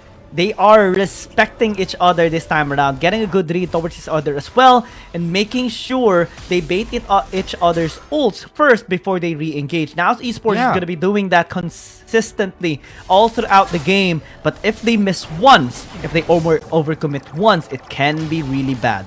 Yeah, nothing yet so far, both sides. What you wanted for the Nautilus and the Shen is to get as much kills as you can. A bit different from what happened during the past few games in where we get so much kills even before 10 minutes. We only have 4 right now. Now Esports has to look for fights. They have to force some of those ults coming in from the Shen, from this Galio. But that's the thing. Even if they try to engage, the defense is just so high on the side of G2 Blacklist. And there's only so much that you can do to burst a champion down at this point in the game. They have to scale better on NAOS Esports side. Yes, we do see that 1,000 gold lead for the past 3-4 minutes, but it's still not enough. The power spikes are still gonna be better with this Corki and with this Saya. Yeah, waiting for the ADCs, 4 marksmen that we have in the game, for them to get their second, third item, and once they hit those item breakpoints, this is when we're gonna be seeing tons of damage coming in from this guy. So for now, everything's chill, everything's balanced, no very peculiar movements from both sides, and they would need to fight in that next 9 seconds because the dragon is gonna come up. And G2 Blacklist wants to secure it as well. They have secured the first dragon already. If they get this, that's soul point advantage and threat already against NAOS Esports. Yeah, package is here. It's gonna be really helpful for the squad. Could really change the pace of the fight if ever they would be able to lay that out perfectly. Because remember, when they put out the red carpet, they could definitely take a lot of damage. Ron's gonna go in, a lot of taunts are gonna come out. Calm is not gonna survive. Gargoyle enchant is gonna be helpful, and they would be able to alleviate the damage. Calm is gonna go in. Aaron is gonna survive in the back line right here. A lot of damage gonna come through. Aaron's gonna fall. John's gonna be next. He's being chased out by Mitsura, and Golden Tide is gonna be surviving. Not for long, and he's gonna be dead. Mitsura is a beast, and they're gonna take this dragon. Quadra kill for Mitsura as well! That is insane! Don't tell me that the Shen and the Galio is still not enough to beat a Sona! Because that seems to be the case. Let's look at this replay. Everything was invested, but one dance finale was enough to shred them down as well, zone them out, and the heals, the shields, the gargoyle enchants, it was enough for them to just stay alive. And Mitsura was the one chasing them down as well, securing a quadra kill. This game has suddenly become online for NAOS Esports. Lucian on Mitsura is not supposed to be legal. And that's why he was able to get tons of kills. 5 kills! Out of that battle, he was able to secure a lot. And now, there's a clear advantage on who won that battle. 5k gold lead just because of that one big fight. After having 5 minutes, more than 5 minutes of just having 1,000 gold lead for NAOS Esports, it's suddenly ballooned, and they're also the one who secured the dragon as well. So the late game insurance of G2 Blacklist is not as strong as they wanted it to be anymore. Yeah, don't forget, the dance finale from Marco was phenomenal. Was able to shut down a lot of the combos that they wanted to deal. Just placing that dance finale in the middle of the battle is enough to disrupt everybody from getting combos. G2B, I think this might be really afraid of what they're going through here. They still have the gargoyle enchant onto that guy. Yeah, the dance finale in front would be able to stun them out. Draw is gonna die, and that's gonna be a kill to their side. Midsum is gonna be next. They're gonna go for more. Golden Kite is gonna be their target. KD is left alone. He was able to taunt away, get some stun, and Fate is gonna go through, and that is gonna be kill on KD. He survives at Mirbo. Gonna get slowed. What the damage? Coming in. Aaron with that big one was able to get the kill. Aaron damage as well as Golden Kites is massive as well. Now Esports recognizes that, so they just walk away. They have to give the proper respect over G2 Blacklist, or else they're gonna be punished.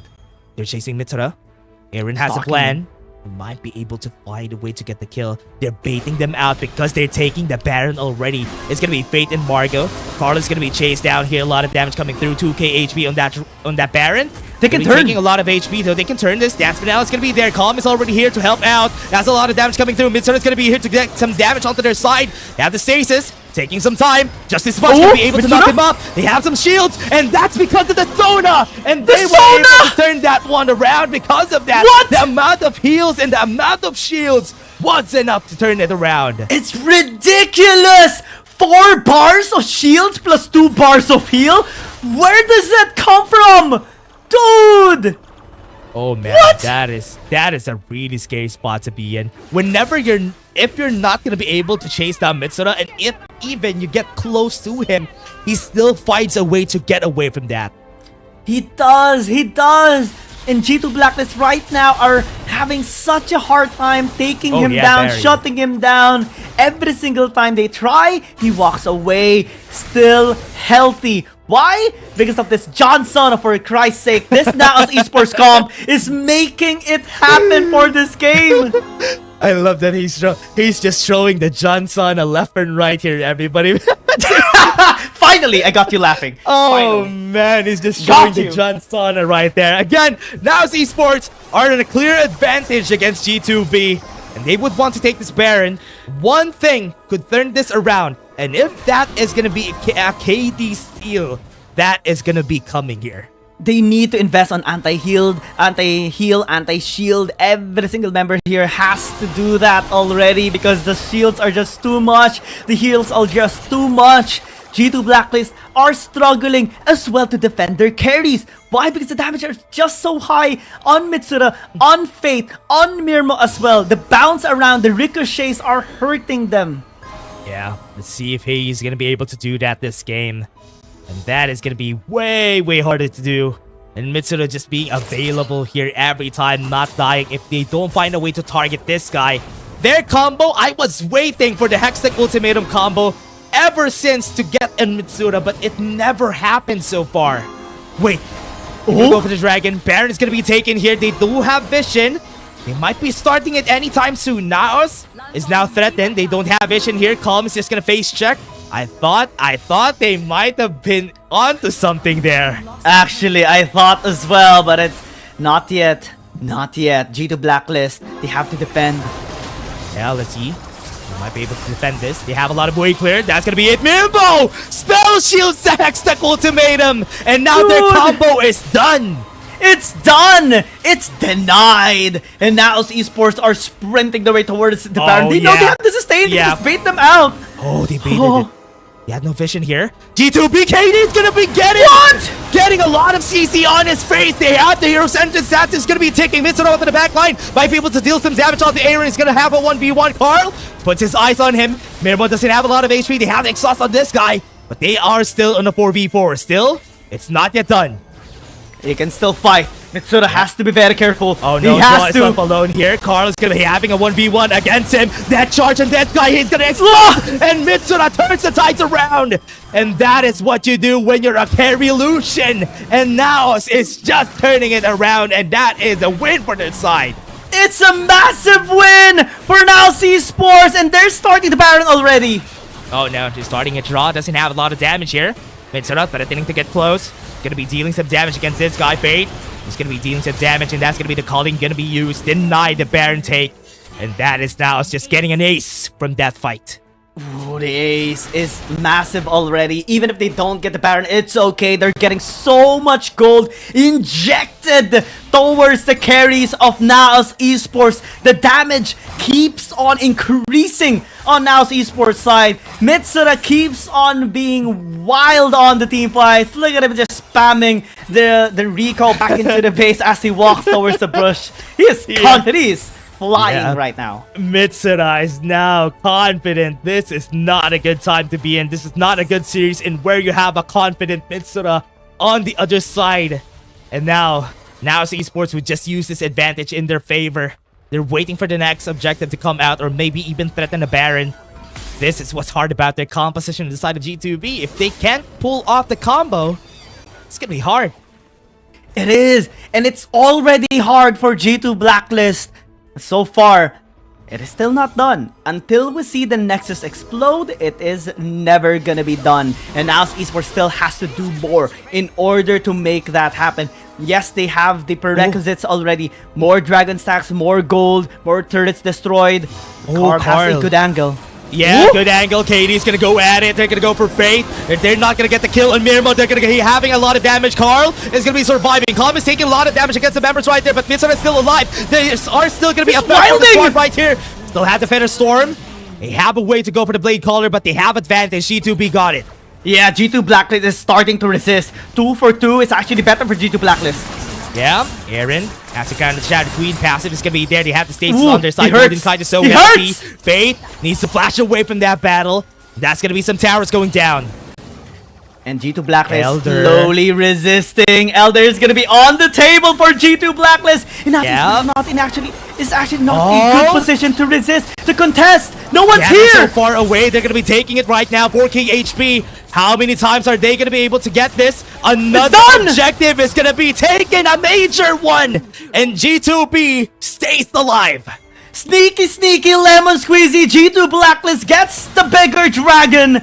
And now they're going to be able to execute the members here on NAOS Esports. Even if you have the protection, even if you have the shields, the heals, if you get them into an execute threshold, they're going to just explode. They need to be careful now on this angle. Aaron's really strong. He has a lot of damage. And once he gets the burst down, especially on this ADCs, they're going to be popping for sure. And this is the design of the composition here of G2 Blacklist. Late game scaling is the name of the game, and that is definitely what's happening right now for them. Yeah, they can take the Baron. If they get this Baron for free, this would be bad for the side of NAOS Esports. They have vision that G2B is taking this. They have an angle to take this off. And now, right now, they don't have a Lucian on their side, so they're confident that they would be able to take this. Right now, they're going for the fight. I think this Baron is going to be taken for free by G2B. For free. Oh! Camille's dead! Went for the fight, and that's gonna be it. They're gonna go for more. They have the execution. Dance Finale in front. Ooh, they have enough damage. Golden Tide is gonna be here. Chipping down on the damage right there, and they're gonna be making it work. Minima's also gonna fall down right there. The Elder Drake execution comes out. No Mitsura. It's not gonna work for the squad. Fate was able to get one. Tower's gonna fall. Make it a 2-4-2. That tower is hurting. Oh man, Margot still securing the kill. Fate as well, but it's still not done. The base is exposed. Yo, they need to be careful about the dredge line. Fate's damage is gonna be crazy if ever they try to get close.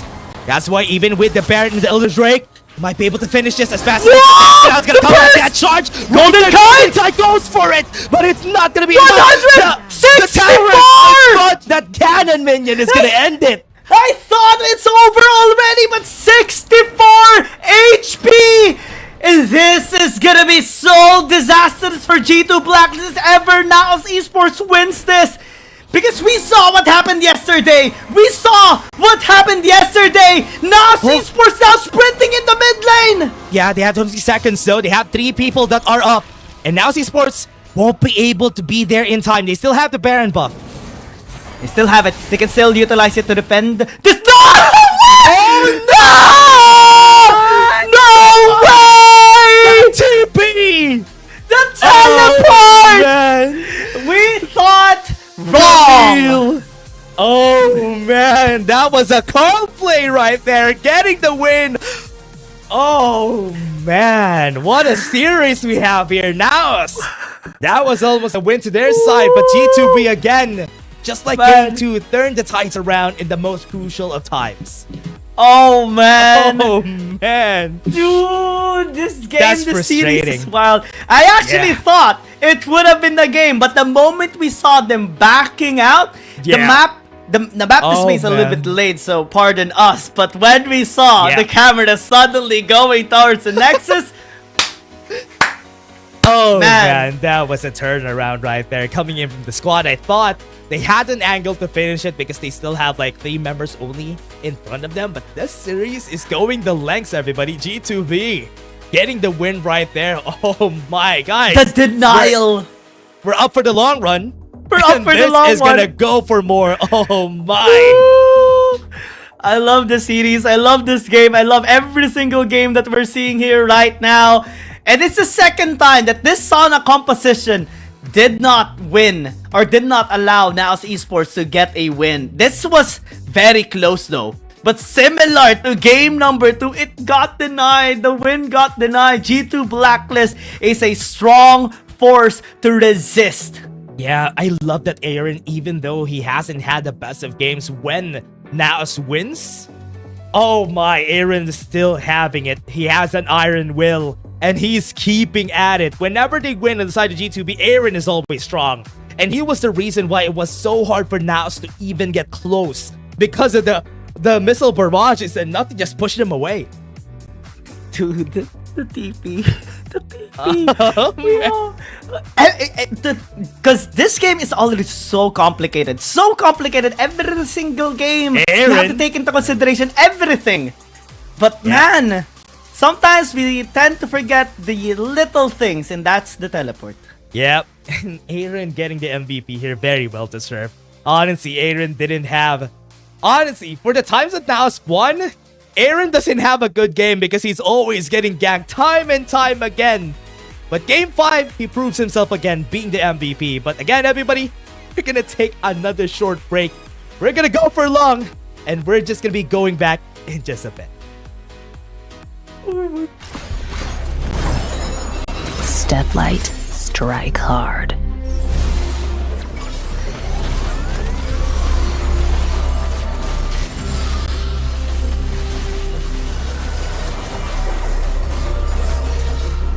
Crack 'em like a tomb.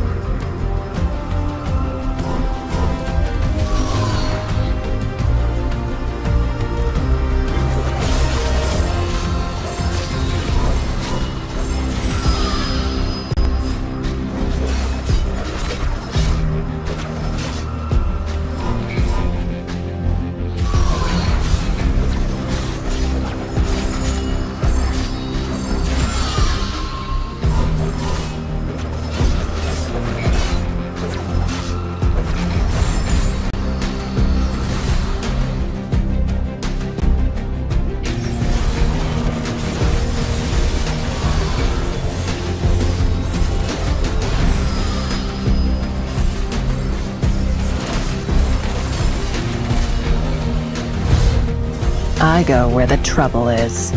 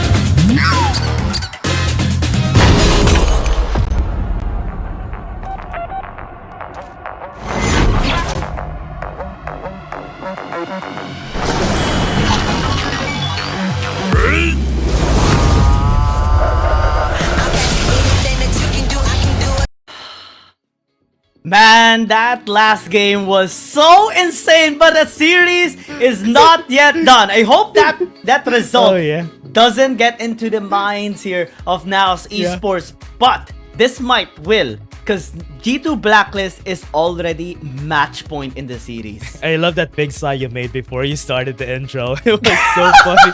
Like, it was also because That was probably the reaction of NAOS Esports when they lost that, because that could have been it, because it was a big sigh.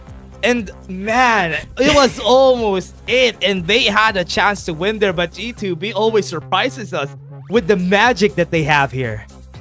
Oh man, it's a great magic that they have shown us right now here. Especially here in this series, in that last game. It's insane! This series has been insane. And I love it. I love the tension that both of these teams have onto each other. I love the seriousness of both of these teams as well. We see Coach TG definitely here on the side of G2 Blacklist is making sure everything is set in play for their squad as well, in preparation for this game already. Game number 6 is already extended for so much, and tension is still high.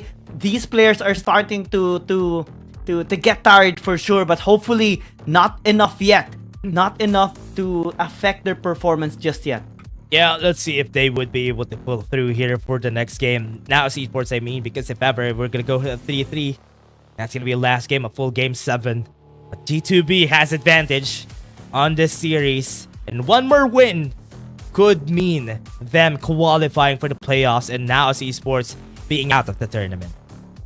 I'm so excited for this game. What's gonna be the adjustment of both of these teams? What's gonna be banned away? Is the Lucian still gonna be coming into play here for NAOS Esports or G2 Blacklist? I think that's gonna be the name of the game. Or G2 Blacklist denying the Nautilus this time around for Fate. Yeah. You see, they would be able to do that again. The Nautilus being available, Draw is just going to be picking that up for themselves.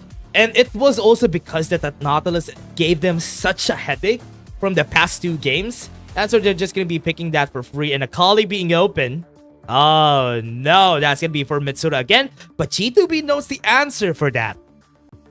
I'm always nervous to see an Akali right now. I don't like to see an Akali. I don't like to see an Akali because there's so many counters towards it. And G2 Blacklist has already picked up one that NAOS Esports used against them a while ago. They can use the same blueprint and execute it as better as well, or maybe even better. The Vladimir gonna be coming through as well. This is massive damage, massive late team scaling as well that G2 Blacklist already has. Yeah, but most of the time whenever you have an Ezreal and Varus on some teams that we had here, they're going to be lacking a bit in the damage department. They need the KD to have a different jungler here rather than a supportive jungler on this game, so that this results would be turned around in their favor. Mitsura again, wait, they have, okay, this is going to go to Mirmo, that Lucian. Oh, okay. This is an interesting approach for NAOS Esports. A bit of an adjustment coming through just to make sure that they still secured the Lucian on their side, but still have the Akali as well.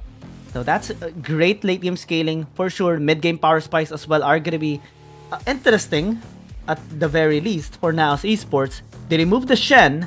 Surely Sona is no longer going to be on the table for their side because they're on red side. They haven't picked up a Sona in any of the red side games. Yeah, they're not going to be picking that up, but that's also this is also going to be hard here for NAOS if ever they pick that up. They need a bit of CC in their composition. So the Gragas could be one of their better choices. But if ever, an Alistar is also a good option that they could use here. But they need to find a way to lock down that Vladimir, because that Vladimir is going to be a headache if ever they won't find a way to lock that up. Yeah, they don't have any lockdown champions. That is really scary. From Fate again? A while ago it was Calm that used this, and it was also almost effective. Wait, is this gonna be another Sona comp? Yeah, that could possibly be a Sona composition for the squad here, but they're gonna be lacking so much in the CC department if ever that's Sona. I mean, Sona has the passives, has a dance finale. But that's not gonna be enough though, because you're fighting against very slippery targets here from G2B. This is gonna be very scary.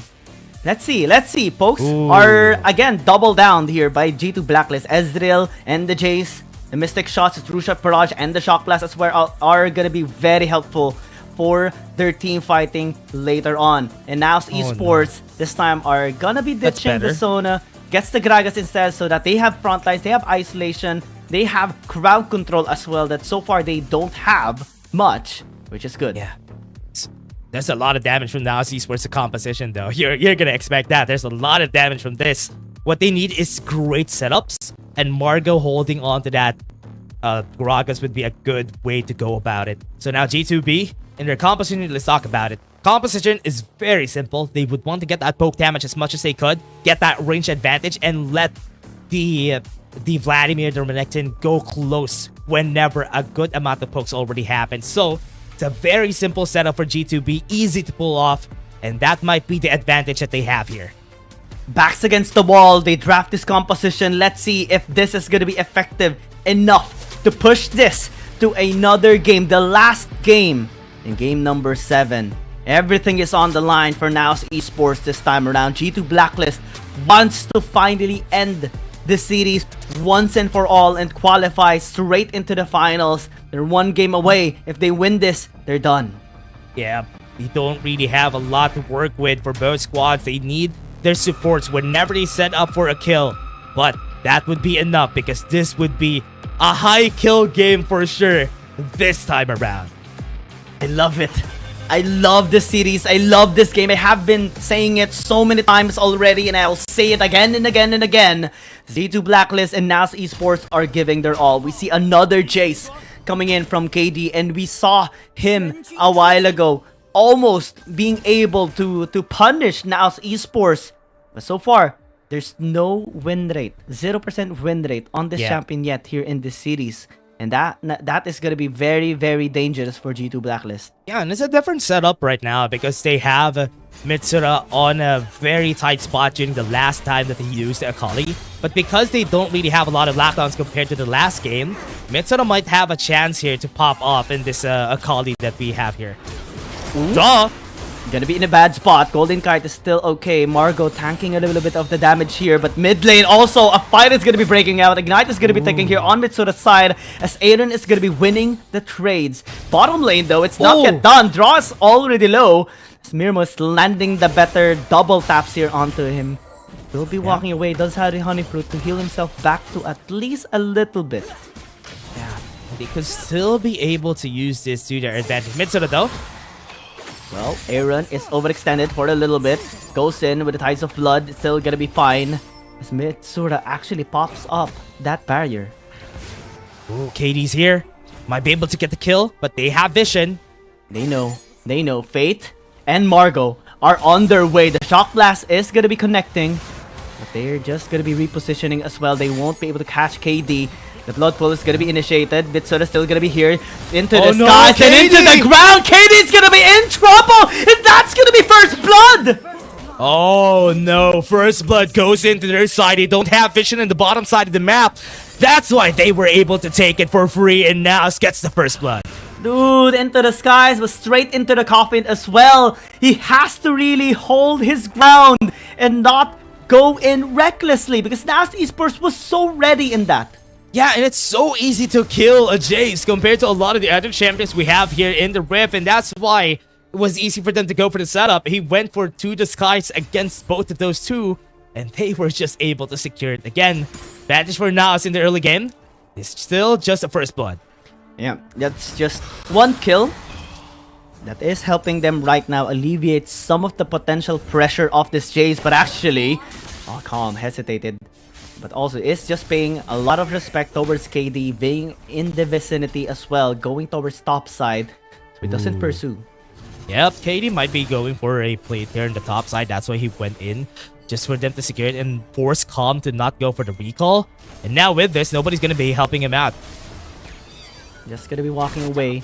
Bottom lane. Actually, every single lane has been winning here for NAOS Esports. And this can be troubling here for G2 Blacklist because the scaling actually is a little bit much better here on the side of G2 Blacklist, to be honest. And or on NAOS Esports, to be honest. Akali is going to be very scary later on. The Jace is going to be popping or scaling down rather than popping off. And Golden Kite is going to be having a bit of trouble kiting later on, especially when NAOS Esports engages. Yeah, we're still waiting for the 2-minute or rather the 5-minute mark before the next objective comes out. That's where we're probably going to see the biggest fight in this game because so far, they've been playing it safe except for the spot lane. Yeah, they're just playing it for the CS. G2 Blacklist focusing on the minions rather than champions. making sure they don't get denied any gold here, especially for Golden Kite. When KD is in the vicinity, that's when they start to be a little bit more confident and start poking out. Fate is going to be in the top side though. Might be a good indication for an engagement. Exec Ultimatum Dominus is going to be popped up, but the Grand Chan is just going to be taking every sort of resistance down, but he managed to go away with his slice and dice. Wasn't able to hit the hook shot. That's why they were not able to get the kill there. But now it's, again, good try for them. But G2B gonna find ways around the map to get some kills for themselves. But we're seeing Mitsura going into the bot side. Take a look at the map. He's gonna go for the gank here. Waiting patiently. The cast can come through. The Arcane Shift to counter it out though. As Golden Kite this time is in a good position to answer back. And Margo felt that damage. Yep. Now, 4 minutes, 30 seconds. We're gonna be having the dragon in our hands. Everybody's still waiting for it to start before they go in. Let's see where they are gonna decide. But for now, we're seeing both of the squads just going to the bottom side of the map. They want that dragon to be taken by them. Mitsura's still gonna be fine, even if he overextends here. But a Shock Blast, though, is hurting him. Ignite as well gonna be used. And that's not gonna be available in the next fight. Still, it's okay. They are establishing control here in the mid lane. Dragon gonna be opened right now, available for the taking for both sides. RH as well. And looks like G2 Blacklist is gonna be wanting to secure the Rift Held instead. Yeah, so much as they could, they're gonna be taking this, and Jaw is just gonna be distracting. And this is just... yeah, referral, they're just gonna be shaking hands and trade the objectives. And now Esports going for sneaky, cheeky, true shot barrage. Not connecting though. Still is fine. Yep. For now, Esports want to look at other angles here before they start the fight. Hemu Plague! Depth charge into a flash as well. The Hemu Plague doesn't deal that much damage as he intends it to do. Especially because they were able to escape in the nick of time. Tower's still gonna be staying alive for so long. 25 HP still is alive. Aaron though is gonna be in a lot of trouble. Gonna be backstabbing them as well as the damage is gonna be coming through. Calm in the vicinity, getting the kill as well as the flash in comes through with Fate as well with Grand Shadows. Now the damage is gonna be coming through on the side of NAOS Esports. They have to walk away. The G2 Blacklist looking to fight. Perfect execution gonna be used here by Mitsura into the back line. Card's still gonna be distracting them for so long. Draw though is gonna be the last target as NAOS Esports walks away. Mimo overextended. Gonna get stunned. Gonna get taken down. Calm is gonna be the next target. Hook shots away through the Perron. It's not gonna be connecting. G2 Blacklist still getting the better end in that since they got the tower. Yeah, they got the tower. They got some kills for themselves, and that is a good indication that this is working towards their favor. It was a 2 for 2, and NAOS didn't get the better end of the stick there. Let's take a look at the replay in that fight. It was very scrappy for both squads. They were not able to pull through really easily. They got the kill on Margo really early in this fight, but trades for trades came out, and because both of them overstayed, they still got a 1-for-1 after this. Yeah, it was a great position coming in from Fate, and Mitsura having a backline access actually gave an opportunity for NAOS Esports to clean draw up. Mirmo though getting caught is a bit of an overextension. He shouldn't been there, and he should just walked away, and he got punished for it as well. Yeah, now they're taking the tower top side. Even if they lost the tower in the mid lane, at least they would be able to go for the trade here. But bot lane is also being taken. G2B, great macro, taking 2 towers, 4-1 on top side. Just a trade. G2 Blacklist getting a bit more benefit on their side as well. Mitsura doing a really good job defending at least a tier 2 turret. But he has to be very careful since the members of G2 Blacklist is in the vicinity, taking the jungle camps of Fate as well, but unable to get the blue buff. Yep. Still waiting for the start here for NAOS. They don't really have any capabilities of starting a battle. Most of the time, they should just disengage whenever a fight happens, except if Calm is there.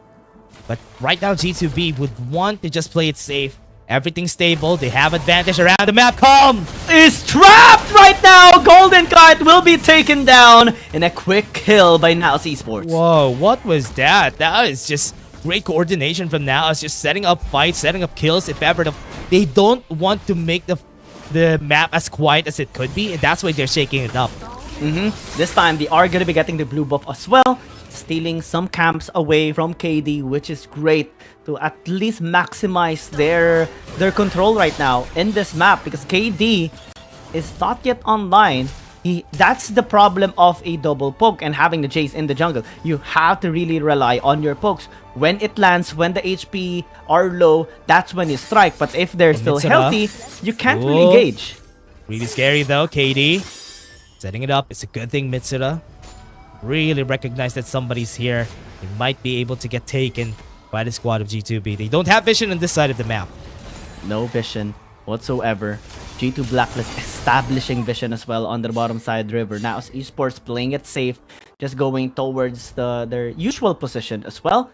Staying to the mid lane, not overextending. They know that the threat is there in the bottom side river as well. So they're just playing it safe, not letting anyone punish them. G2B is looking for anything. Right now, they are just taking it step by step, slowly as they could. Now they need to find a kill here if ever they want to accelerate all their damage department here. Yeah, they it's have gonna to. be really scary, yeah. You have to look for fights, especially before this next objective spawns up. Because if NAOS Esports gets the second dragon, that's gonna be scary for G2 Blacklist. Yeah, G2 Blacklist needs to be scared out of their minds here. Right now, the objective's gonna come out 10 seconds. And NAOS doesn't have vision on this side of the map except for that brush on the bottom side. And this could be a good start for G2B. They don't see anything on the side of NAOS. Yeah, NAOS Esports has a good composition to actually isolate at least one member of G2 Blacklist, especially because of the Hextech ultimatum. And that was demonstrated a while ago into the mid lane onto that Ezreal, but now Fate might be in a bad spot. That charge is going to be coming through. The isolation is just there with the cast as well. Meteor Engine is going to be coming through as well. KD is going to be in a bad spot. Perfect execution to take him down as well. The NAOS Esports are just going to be pinning them out. Cardinal getting the trade. A double kill by Vladimir. Aaron still leading the damage here onto the members of NAOS Esports. And after they clean them up, the Dragon now is going to be on the table. It's not a great position for the squad though. A bit too late on the party. That's why they lost a lot, but Marco's being chased down. He's gonna be taken out as well. Aaron is taking his time. Tower's gonna do it for him as well. Yeah, and that's why G2B was able to win that fight. If we have a replay of that battle, now 4 of them are in the bottom side of the map. Everyone was not on the same page, and that's why they just got bursted down, was pushed to that one wall and this one brush that we have right there on the bottom side. That's why G2B got the win there. Let's take a look at the replay again. Look at what happened here. Got the knock-up even on Margot. They were pushed back, but nobody's here to follow up. Calm is a bit too late to the party. And actually, the cast, never mind, the cast was devastating for NAOS Esports because it helped G2 Blacklist close the distance instead. And they're not done as well. Mitsura is going to be hiding under the shroud, but nowhere to go. He's going to be taken out. Yep, and G2B now taking over. And this is a 3k gold lead for the squad. 3 kills on that Vladimir. And man, oh man, that's not a good spot to be in. Yeah, this is a dangerous position to be in for NAOS Esports. Top side, they're not done. They want to fight. Draw is going to be here as well. Margot is here to protect Fate in case, but still has to walk away. Golden Kite going to be joining the crew as well. Cast going to be used. But yeah, they're going to be taking down the tower. Much. Yeah, it's a good thing that they're just going for objectives here. G2B, this is what they need to do. Just set up as much as they can. And from what we're seeing here, NAOS is just going to be taking a tower trade in the mid lane.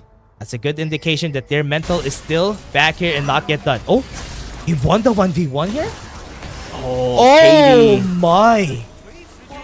Calm just hit everything on that fight. He hit everything, even the Meteor Enchant. Even the Meteor Engine, the tactical sweep, so pure as well to finally get the kill. And now Esports still kicking back, still fighting back. Golden Kite gonna be in a bad spot this time around. Has to be very careful. The Grand Challenge is gonna be here. He can still Arcane Chip out if ever, but he's still dead. And KD is gonna be here as well. Gonna be the next start. Has to be very careful. Dross is gonna be here as well in case that charge is gonna be coming through, forcing out the flash. Aaron though gonna be initiated here with the perfect execution. Come as well, gonna be following up with the tactical sweep into the hook shot as well. The bottom Sam is gonna be coming through. The calling as well gonna be used here by Mirmo to deal the damage. Aaron hiding with the blood. The blood pool is gonna be here. Khan gonna be joining the crew as well with the spread. The Torcom though is still fine. They are going to be walking away happy with the 2 kills. Still a 2-for-1. Still a good spot to be in for NAOS Esports. They're still not done. They're keeping their decision at bay, and they are just making work of what space they have left in the map. And that's why this game 8-8. Game's not done, everybody. It's still as close as ever. so close. Even if we see a gold lead by G2 Blacklist, NAOS Esports is still the one actually looking for fights, and they're orchestrating it so methodically, making sure they get a kill onto Golden Kite, and when he's down, there's no more poke, there's no more consistent damage, and Aaron's just gonna be the next target. Yep. We can really go the lengths here, Gyeong, because there's still a chance that NAOS Esports might be able to turn things around here. They have a composition that Kali, especially Mitsura, should work his magic later on. But the Vladimir, what's really scary is that Aaron is just so fed that he could definitely carry the game later on once we hit the 16 or the 18-minute mark. This is gonna be tough, not only for NAOS Esports, but more especially for G2 Blacklist. Again, they're the ones who are match point already in the series. 3-2 is a scoreline, and they're really doing a great job at establishing control early into this game. However, the power spikes are coming in. The scaling is slowly being unlocked already by NAOS Esports, as Akali is starting to deal more and more uncontrollable damage, and G2 Blacklist is also feeling it. Yep, and from what we're seeing here, a lot of damage is not going to be good here for the composition of G2B. They're slowly descaling, having a hard time making use of their damage. That's why G2B needs to be aware of that and make use of Aaron as much more. Try to protect Aaron as much as they can, and they might be able to find a win here. Yeah, Renekton, the Jace, both of them kinda, falls down at the late stages of the game. But interesting that Carl actually is not getting any deaths so far. He has been playing this so efficiently. So props to him as well. Right now, fight is gonna be initiated. Dragon. Gragas still is fine.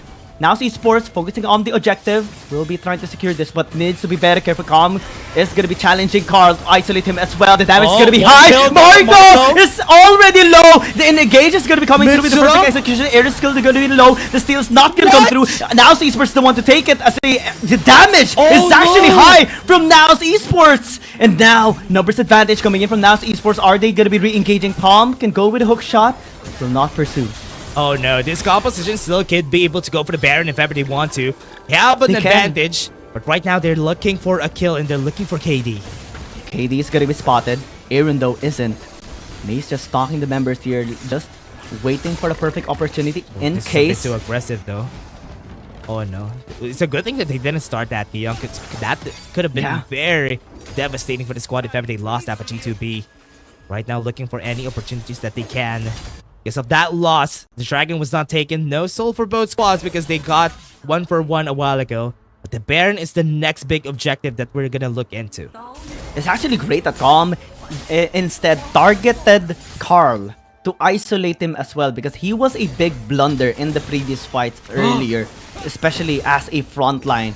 And with him away, and now, since the Hull Breaker is picked up here by Calm, he's going to be able to resist more of that damage. KD's going to be in the area, but that's going to signal the Baron to be started here by NAOS Esports. Just to escape, but still is taking too much damage. He's going to be taken down. Beto is going to be in the vicinity, trying to target Carl. Mirmo as well, going to be using the culling to deal with the damage. The Grand Shadow is going to be coming through. Mirmo is going to be the bad spot. Forcing the stasis still is going to be fine. Hiding under the shroud. The perfect execution is going to be coming through here. Oh my god, the damage is high! And the outplay is going to be here as well. KD survives! Golden Kite as well! And Mitsura is going to be late to the party already! Can they secure the kill onto the Ezreal? They do! Yeah. But again, that was still a 3-for-3. Gyeong, I thought that was not a Mirmo play, but because of that, NAOS didn't have any vision at this bottom side of the map. That could have been disastrous. It's a good thing that none of them got bursted because of the stasis. Let's take a look at the replay. They went in for the fight right here because Calm got killed for sure, but they want to turn that around. This could have been a 1-for-0, but because they looked for another fight, NAOS Esports was able to equalize the fight. And with this, I thought that was disastrous because look at Mirmo. It's a good thing I was able to stasis and Margo was there to help out. That could have been a lot more disastrous than it should be. I actually thought it was the Akali, but it was the Gragas instead. And it was marvelous on the side of NAOS Esports. Mitsura was late into the fight, but it's okay, because he still landed a great kill onto Golden Kite. And now the teleport is going to be incoming. Fate patiently waiting. Waiting for the perfect opportunity. The Dragon is gonna be starting. Calm gonna be initiated here. The exhaust is gonna be coming through. The damage is gonna be high. The crucial barrage sealing the damage. This is now dead. G2 Black is now. Is it the perfect time to actually start here on the side of NAOS Esports? Fate gonna be initiated as well with the dredge line. He's gonna be trapped, trying to parry away, trying to repose away, trying to launch away from the members here of G2 Blacklist. Margo as well does have the Dead Man's Plate. Is gonna be speeding his way out. Oh, TP is gonna come out. Fate gonna be the best fight this time, but now the sun's gonna be coming through. Stasis gonna be to buy some time. Mitsura as well gonna be dealing the damage here with hiding under the shroud. Still is throwing the shurikens here onto the members of G2 Blacklist, and they managed to cancel them out. Yeah, Elder Drake's not gonna be taken. And with this composition, G2B can't rush this Elder Drake. They should just go for the push. Look at the teleports! Yeah, that fight, nobody started the fight just yet. A lot of teleports are decided now as Esports just because they thought that they might have lost that Elder Drake battle. They have to fight every single time. Mitsura's gonna be in the area. Carl just preventing him from taking this dragon. But the barrel is actually gonna be started here by G2 Blacklist. Oh, Marco he's gonna see it. Be able to spot them out. The damage is gonna be high. They're getting low in HP. Margo getting in position. They have to walk away. They have to run away. Yeah, Aaron is gonna be their key here to win in Golden Kite. They need to protect both of these carries because if the fight happens, especially in the Elder Drake, they're gonna be the ones that would need to be in the forefront of the battle because if not, no damage is gonna come through from G2B. Yup. NAOS Esports is fully aware of every single situation right now. Even if they are a little bit threatened here by the members of G2 Blacklist, they can still fight. They have angles to work around for. They have secured the Scuttle Crab in the bottom side river that will give them the vision and the movement speed. Yep. Still a chance, G2B. KD's alive. They're trying to take this, bait out the members of NAOS Esports. They have Calm at the back line. They could bait out Carl, or rather Carl and even Calm. So this is gonna be a time. Gonna go for it. They're turning. Dominus gonna be used. Calm, just flashing away. Tactical sweep into the Hexic Ultimate. They might actually get the damage. Stasis is gonna buy some time. Deny the kill. But the Elder Dragon actually is still alive. Nothing from now NAOS. Stasis wasn't able to get anything there. But KD might be the bad spot. Grandchild is gonna be used. Mitsura is gonna be in the area as well with the perfect execution. Dealing the damage. But the Camille is gonna get taken down. They run with a big kill. And that call as well gonna get taken down. Golden Kite making it happen. Stalling as well with Stasis. Making the play. Golden Kite gets the outplay with the Archbishop as well. And G2 Blacklist has found the opportunity. They're not gonna be decoded this time around. They're not gonna be taken down. They're not gonna be denied. No one's gonna be able to defeat them right now. Not NAOS Esports, not Margo. They're rushing out to the Nexus. They're ending the series already, and that's what they will get. And G2 Blacklist gets the win against NAOS Esports in a 4-2. A disaster that happened there was because Calm was taken off, and that's why they lost that battle. Great decision to just get the kill on Calm, and that would end the dreams of NAOS Esports. And G2B would continue on back with roster Y in the playoffs. And that is such a great time, such great, beautiful Wild Rift that we've seen in this game between G2B and NAOS. You said it, man. Beautiful Wild Rift. Because that series was insane, yeah, but beautiful as well. G2 Blacklist this time in that game 6 popped off, and they did not let go of their grip towards their victory. Yeah, and Calm, really, because of that kill that they had, their great decision from G2B. You see the experience coming in from this squad. That decision that they did to just take down whoever is late to the party. And because I thought that NAOS Esports would be able to find a way after that, or at least try to start the Elder Drake, be a bit too late. But no, they weren't able to do anything. And that's why that spelled the doom of NAOS Esports in that Elder Drake battle. We can't help but feel bad for NAOS Esports, to be honest. They were giving their all. They were being very creative, not only in their composition, but in their approaches as well towards every single game against G2 Blacklist. And this time, we almost saw them bouncing back again and pushing this to a game 7.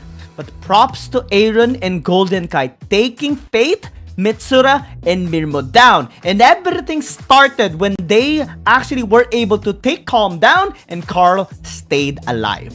Yeah, and Calm was doing so well this game. I thought because they were able to get the kill on Calm, that changed things. Aaron, again, man, this guy, I would always put Aaron in the spotlight because this time around, when G2B needed a hero, Aaron was there, and he was the reason why they stayed afloat in this series.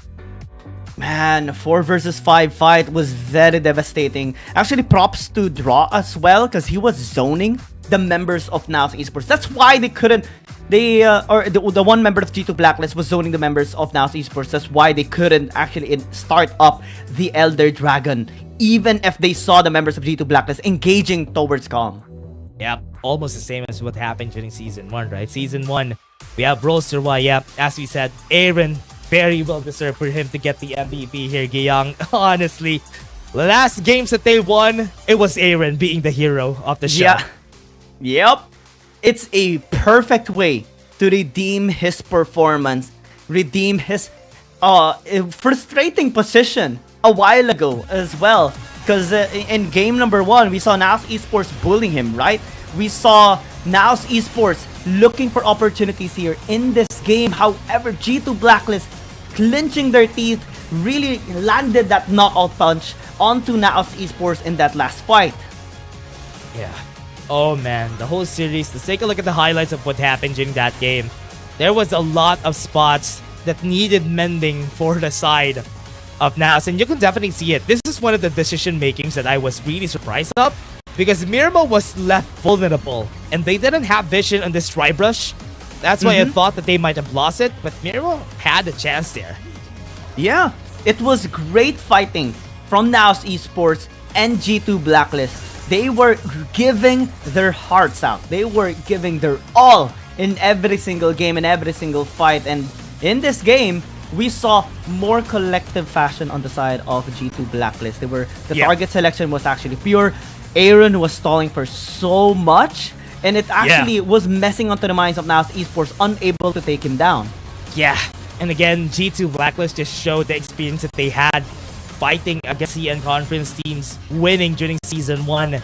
And this was the reason why their decision making is just immaculate on these types of play. And again, for that whole series, you can definitely say that it was such a big challenge for both of our squads. And for the PH fans out there looking to get a PH versus PH, it's not gonna or rather PH and PH qualifiers.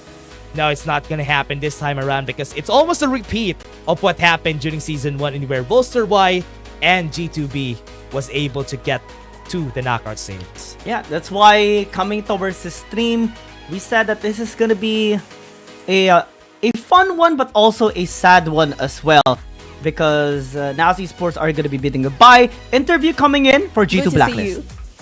Hello, Laura. Good to see you too.